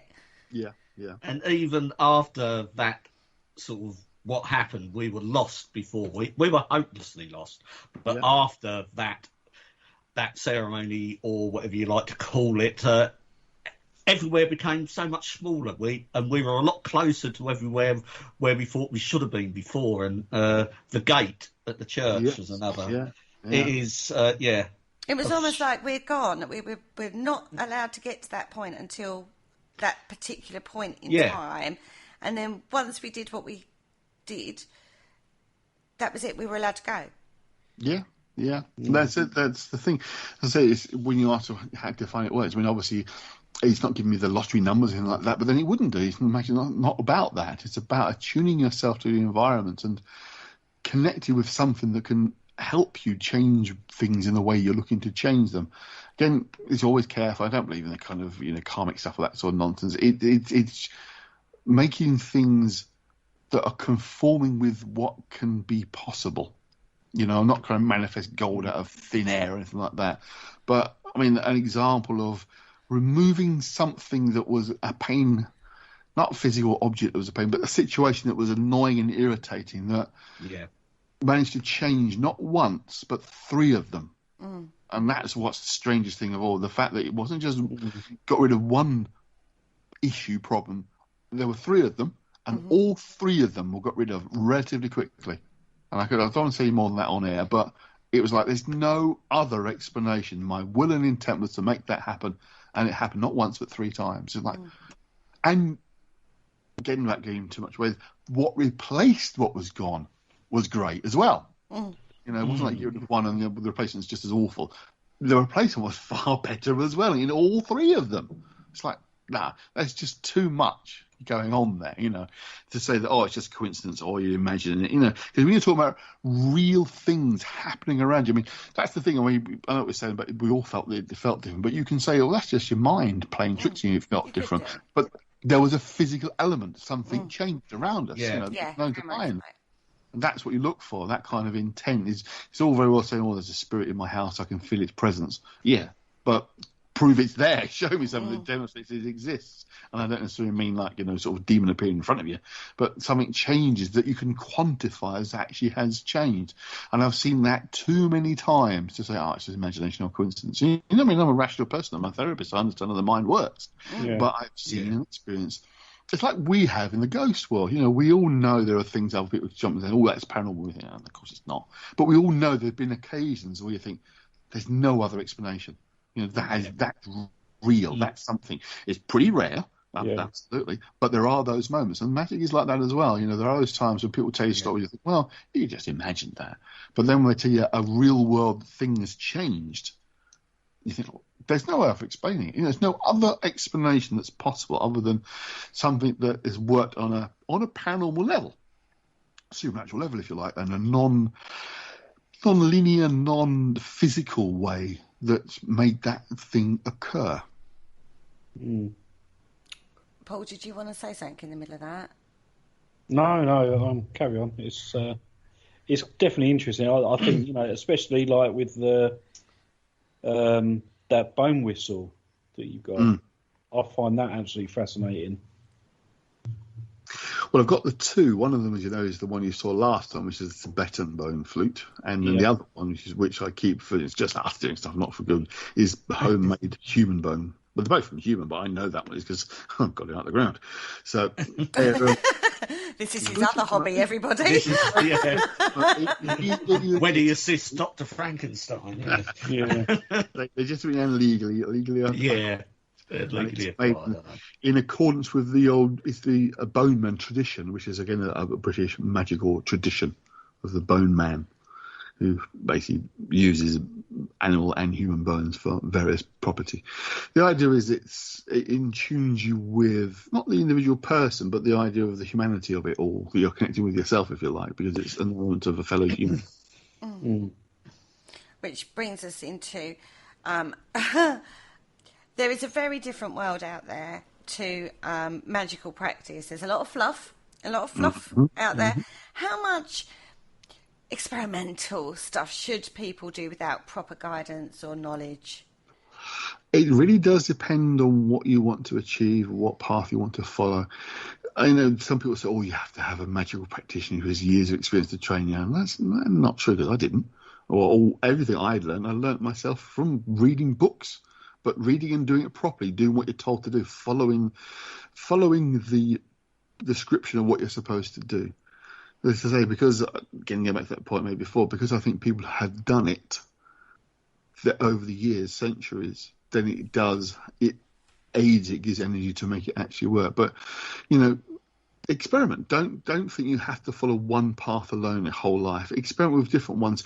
Be careful of mixing. Now, this is something that I sometimes get in discussion with people about, is people introduce, for example, you're going to come across books that about runes, Paul, they talk about chakras. It's like they have no connection between them. You see images of runes with pentagrams. There's no connection. They have no place being put together like that. I'm an old-fashioned. I'm a purist in that respect. I don't like to see these things mixed up. But again, people do them and they claim it works. I think because obviously I know you and I know the experience that you've got with them. I'd always come to you first and ask for your advice. Sure, yeah, always welcome. Just simply because I know that you know what you're talking about. You know the best people to learn from. That's why I messaged you about the runes before. Yeah, I mean, I always welcome anyone wanting to ask you questions. If you find me on Facebook and want to ask questions, you're always welcome to. But that is the problem, as Kerry pointed out. There is an awful lot of fluff out there. There is so much drivel out there. It's frightening. People are making money. Basically, they're producing books about the sort of nonsense they're then selling. They're making money out of them. That's what people do. That's how they do it. But it's getting to the pure stuff that is going to give you the best results. You have to find what works for you ultimately.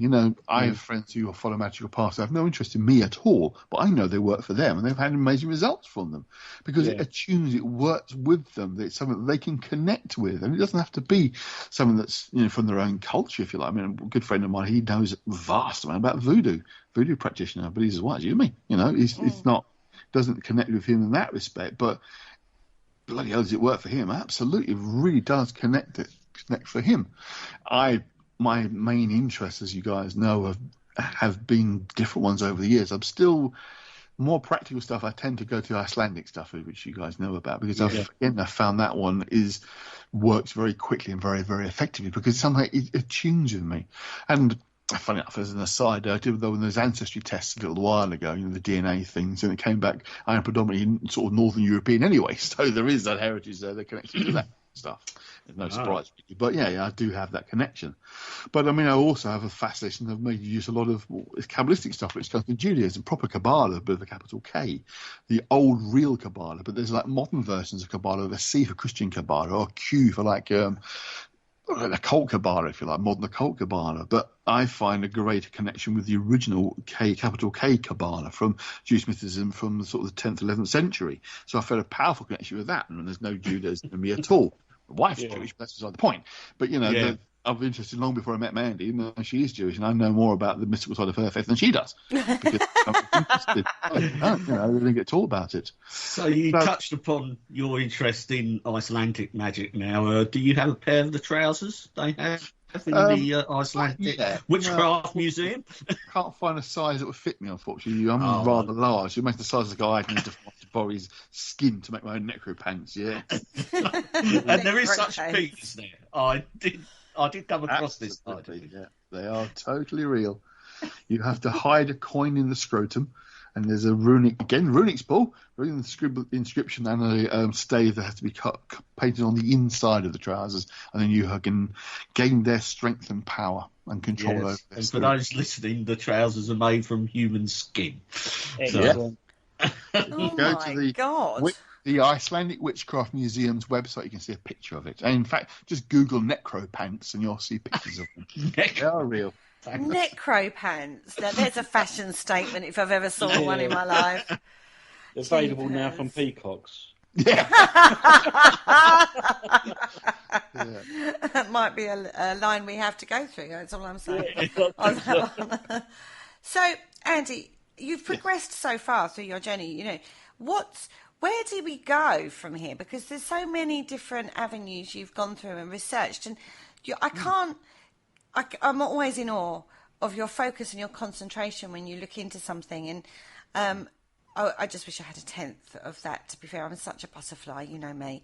But where does that come from, that focus and that? Is it just years of academia work with going through your, learning to do your psychiatrist work and that sort of thing?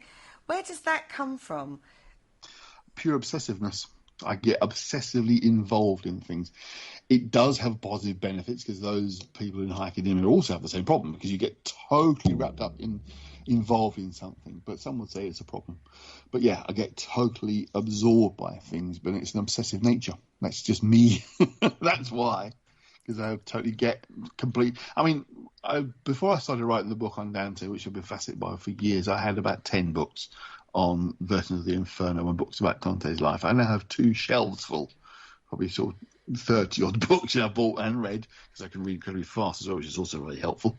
So I really get into a topic, when I decide I want to write about something, I'll grab everything I get my hands on to read. Sometimes you read about 2 pages and think it's rubbish and end up sending it again, but often I keep them because for future reference. I mean, the Dante book itself is only 10,000 words because it's a monograph. It's a short series of short books. Well, I have every intention of returning to it and writing a much longer book on the topic, because there's so much I discovered and thought I just can't fit into this and I have to leave out.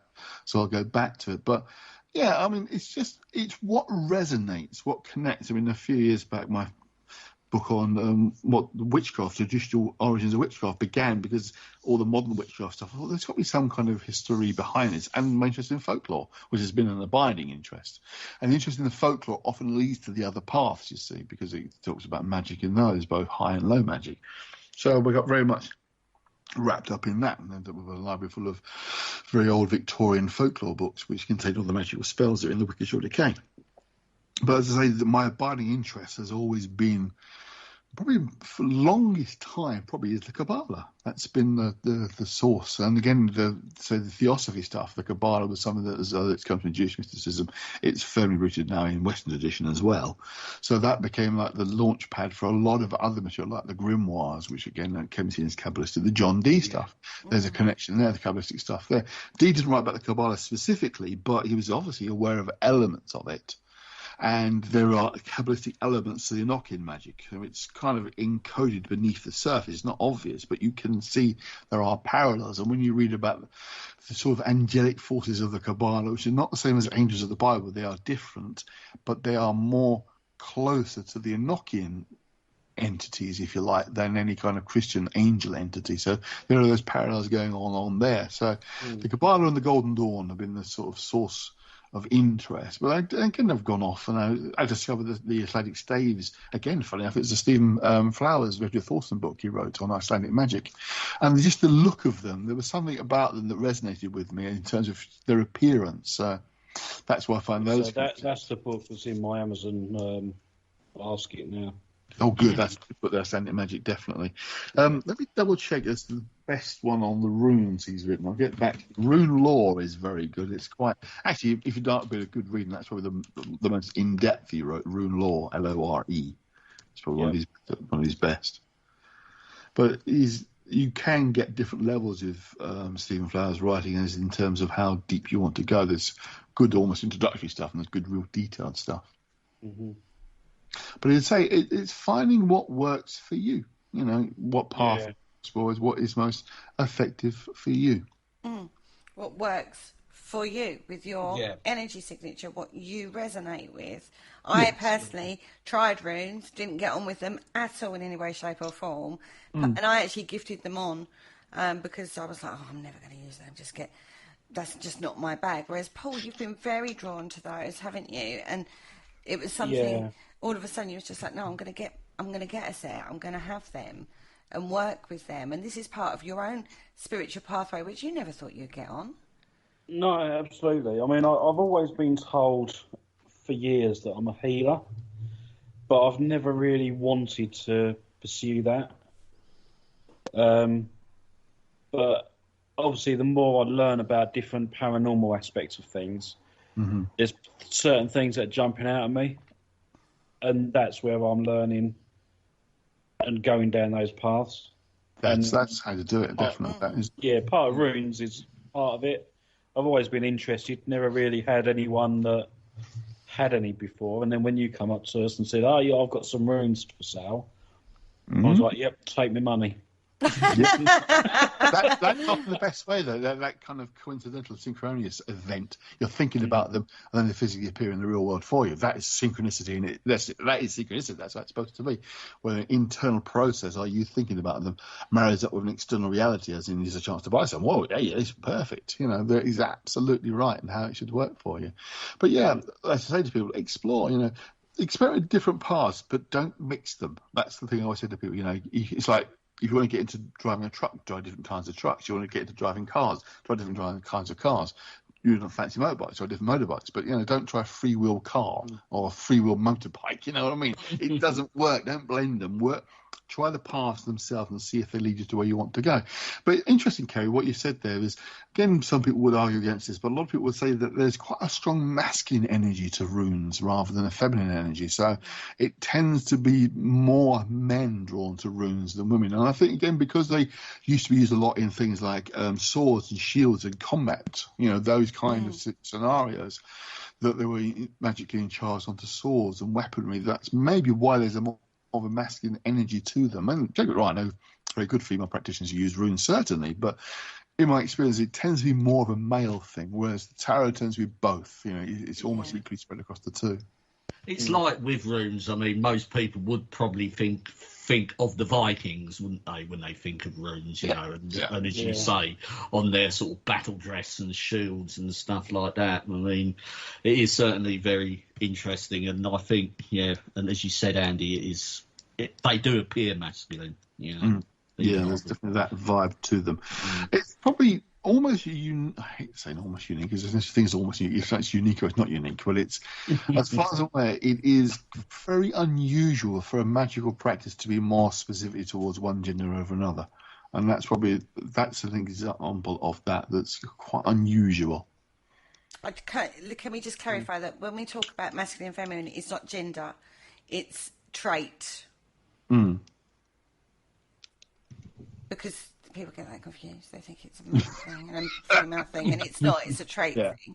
It's not gender. I mean, it's open to use by anybody. I mean, obviously, if you feel that connection, regardless. But it's probably the only one that's got that kind of bias, shall we say. Tends to appeal more to men than women. I didn't get on with them at all. I didn't. No. Couldn't wrap my head around them at all in any way, shape or form. They were very complicated. I found them very complicated, and yet you said, I know, right? And yet you find them a very simple yes or kind of no kind of thing. But no, I found them very complicated. I didn't like them at all. Totally didn't resonate with me at all. I don't know, actually. You know, like when we talk about, you know, it'd be interesting. Oh, the ancestry thing's quite interesting. I find that fascinating, how the things you get drawn to in this incarnation, shall we say, and you've got DNA resonances within your physicality that indicate that area. And you're drawn to that. I find that side of things fascinating. Does that indicate past life? I don't know. I'm not a big believer in the past life itself. As you know, mine, again, is more of a drawing from the unconscious that gives the impression of being your individual past life, whereas there's been a life of existence prior to this one, but it's not like you having lived before. There is a connection there. I was going to say, because you've had the DNA in you that comes from that area of the world, it's not a case of past life. It's more of a case of that's where your ancestors come from. Ancestral link, yeah. We have to be careful here, because that sometimes leads down a path that says only certain races can use certain kinds of magic, and that's raving nonsense. But you can be drawn to something because there's an ancestral connection, and that's okay, but it's not exclusive to anybody. I know black people who use runes, absolutely no problem at all. And there's a guy I know really well who's from Iran, who's a runic devotee, very much so, and he's Iranian. There's no real history of runes in Iran. I mean, there are runic symbols around the world that you could classify as being, but he's really into them.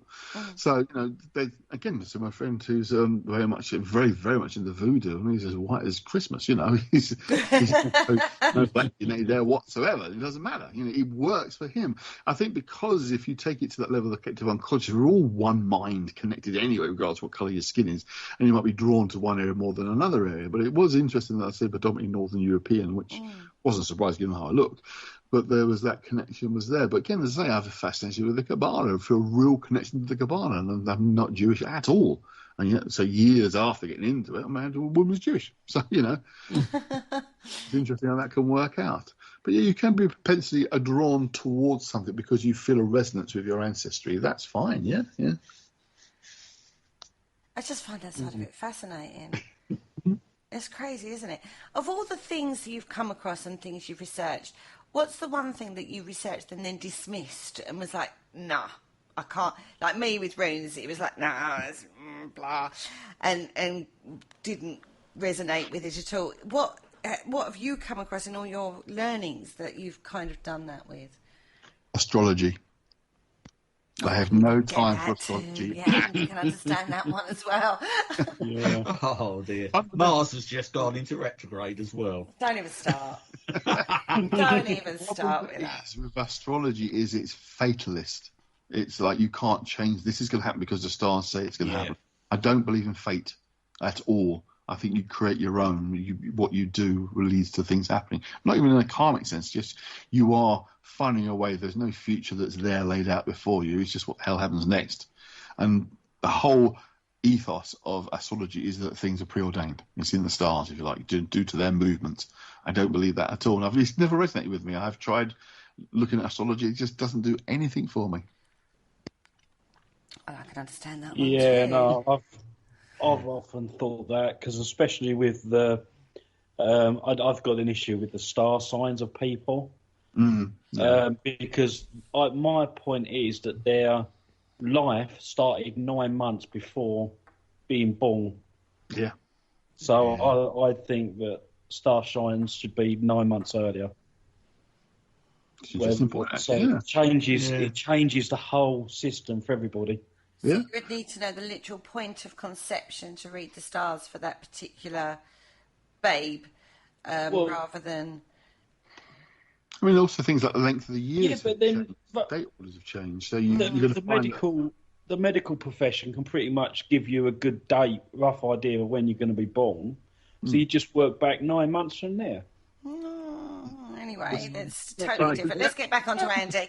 Before going down that particular concept. Interesting idea. That is an interesting idea, that sort of you sign at conception rather than at birth. Assuming it's 9 months ago. Yeah, that's interesting. But yeah, it does have an effect. Yeah, I think because if you think about when astrology first came into being, if you like, there were no idea, the gestation period of a human being. It was like, well, maybe that kind of length of time, maybe a few months. There's no bulge to be seen at first. They probably thought, you don't really show that you're pregnant until a good fair few weeks into it. So they might have thought the gestation period lasted maybe only 4 months or 5 months, because that's how long you see a bulge. So we didn't. We only now, much more modern times, understand the 9 month period. So I get the point you're making there. But also, I was going to say, the other problem with it is that our calendars have changed. In the 1400s, I think it was, they removed a number of days from the calendar because it was getting out of shape. It was the seasons were getting moved because of it. And there were riots in the streets because people thought they literally lost like 15 days of their life, that they're going to die 15 days earlier than they were supposed to. You know, that's one hell of a pay cut as well, isn't it? Yeah. Well, yeah. But it changed. I mean, you think July and August were added to our calendar by the Romans, Julius Augustus, going back to Caesar. You know, the calendar was rearranged. We used to have a lunar calendar of 13 months, and now we've got a solar calendar of 12 months. You know, all these things have changed the dates and the time frames. So how can astrology have always been the same if these times are changing? The number of planets that are out there, you know, astrology's started with only like sort of 5 or 6 planets, and they've had to readapt themselves. So how can that work? You know, I've always had those problems with it. So astrology for me, nah. It's very complicated, I find astrology. It is. Far too much learning for my liking. Fundamentally, the idea that it is. Although we did have great pleasure looking at the Chinese astrology that one. Yeah. We did. found out someone we knew was a pig. Yeah, anyway, moving swiftly on. Now, okay, so Andy. Yes. Have you ever been in conflict between your work that you do esoterically and the work you do as a job? Do you know what I mean? You've got very different perspective. You're very psychological. You know that side of things. You've got a lot of work that you do. You know, that's your day job at the end of the day.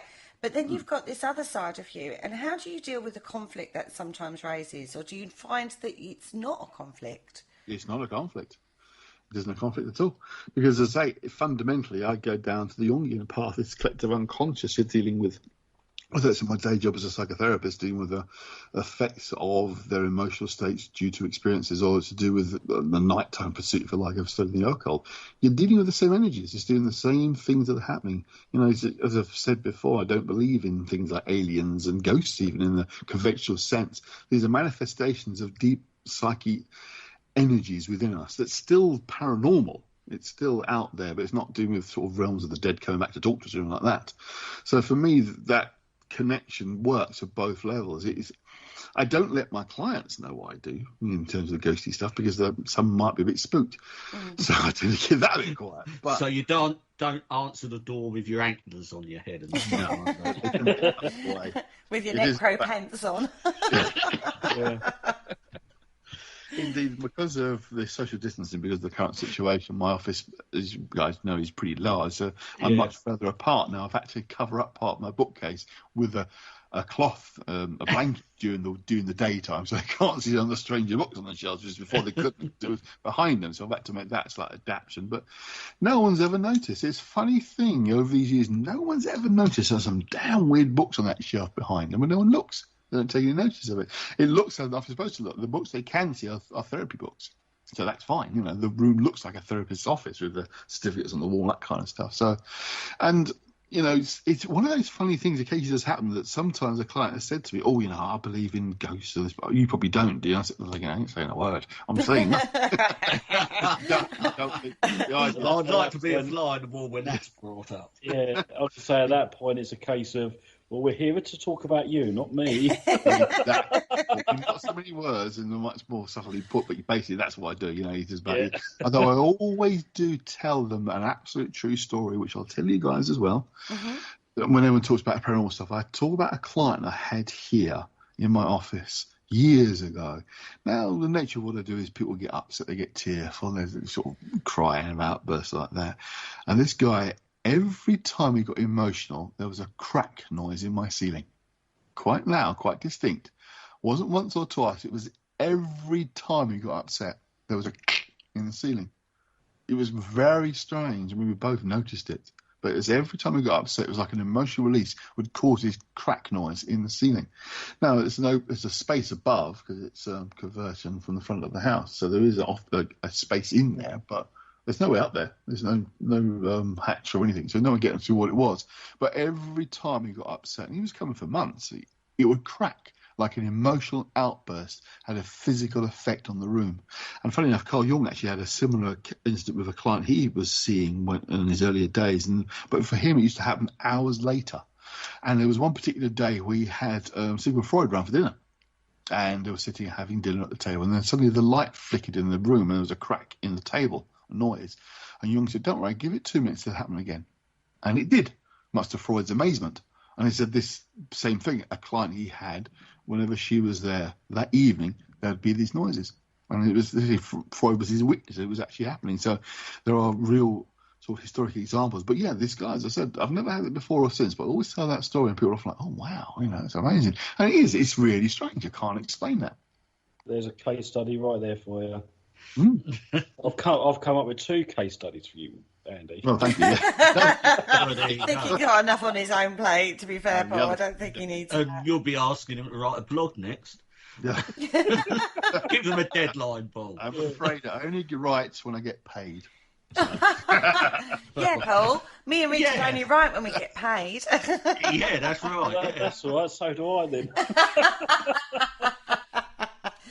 So, Andy, you're no stranger to the investigation world. You've paranormal investigated. We've been out with you quite a few times. It's always fascinating going out in the field with you because you bring a different level, should we say, to normal investigations. What's been your... I can't believe I'm asking you this question because I know the answer. So, for our audience, what's the strangest thing you've ever encountered on a paranormal investigation?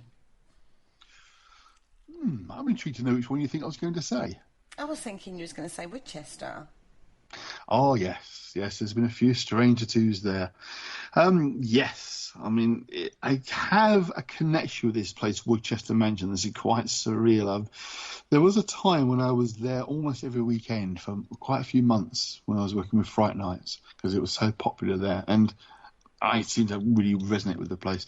I can give you various stories of different strange things that happen, including me apparently losing my head disappearing, appearing to levitate at one point, completely changed my form and appearance, and my voice totally changing. All those events happened at Woodchester Mansion. Possibly one of the strangest and most enjoyable stories I often tell of getting Woodchester Mansion was we used to meet at a pub just down the road from the mansion. And the mansion itself, for the audience, is a Victorian building site. It was a Victorian house that was never finished. The guy who was having it built basically ran out of money and it was left derelict, half finished. It was now run by the Woodchester Mansion Trust, and it opens up at night for ghost investigations. Now, of course, the building itself was never lived in because it was never finished, but it's on the site of 2 previous buildings. Spring House, which was large, and a little, what are they called? Like a forest hut, basically, was on the site before that. So there have been buildings there previously. So ghosts that are present in the building are probably from the previous building. On this particular night, myself and the host of the event met the guys in the pub. Now, some people obviously had never been before, didn't know who we were. And we were sitting at this table with this woman, and she was just talking about looking forward to the night. She said her husband's with her because basically he's the driver, but he's not really interested in this kind of stuff. And he said to me, yeah, it's like nonsense. And later on that evening, when we got down to the mansion, I was obviously one of the hosts. He was a bit embarrassed. He was kind of, oh, I shouldn't have said that to you. I said, don't worry, people come along because they come with the partners. They're not really believers in anything, but they come along because they sort of give them a lift or whatever. Anyway, that night, we had a dry thunderstorm, thunder and lightning, but no rain. We were on the first floor. It's a major long corridor. And in every flash of lightning, lights were off. There's about 25 of us there. Every flash of light, you could see figures on the corridor, just the outline of people, like because the light's behind them from the flash of the lightning. And there were figures. And it was like no one did that part. And every time the lightning flashed, we would go, oh, ah! You could see them. And at the end of the event, the woman came over with her husband and said to go and tell him what you saw, It turned out the husband, the non-believer, was right at the front of the group. And he said, I don't believe it. I know I saw that. I don't believe in ghosts, but I know I saw those. That freaked the life out of him. He was quite freaked out by it. And he was saying he was a total non-believer. And he said, no, there were figures. There were people standing in the corridor. It wasn't any of us. And it was the flash of lightning. So that definitely has a certain resonance with me, that strange place. And I haven't been there for years, to be honest with you. And I'd love to go back in. More recently, what I've heard, it's been very quiet there. But I think often with these sorts of places, and Paul probably agree with this, it depends on who's there. And it makes a big difference as to how active a place is. If you're group that you're with are really up for it, then they give the vibe and the energy for these things to actually work. If there's flat as a bank and not interested, not ever happens. I do like those events where you do get like the non-believers, and then after like the end of the event, they've completely done complete change. Oh yeah, this and guy then was. they're believers. We had that at Fort Amherst. Ah. We had 2 young guys with us, and they were like, it's a load of rubbish. We only come because our girlfriends dragged us here. We just come for a bit of laugh, basically. 10 minutes they lasted before they decided they were believers. Oh, excellent. Brilliant stuff. On that note, we have actually come to the end of the show, and we have taken you on a whistle-stop tour from the depths of hell into divination with runes and a little bit more deeper into the world of Mr. Andy Mercer. Thank you so much for joining us, Andy. It's always a pleasure talking to you because you're a wealth of information. Oh, thank you. I always enjoy coming on. On that note, have got any other news to report, boys? No, I think that's it, really. I've got a blog to write, apparently. Yeah. You do definitely have a blog to write. And on that note, we bid you all a farewell. Say goodbye, guys. Goodbye, guys. Goodbye, guys. Bye.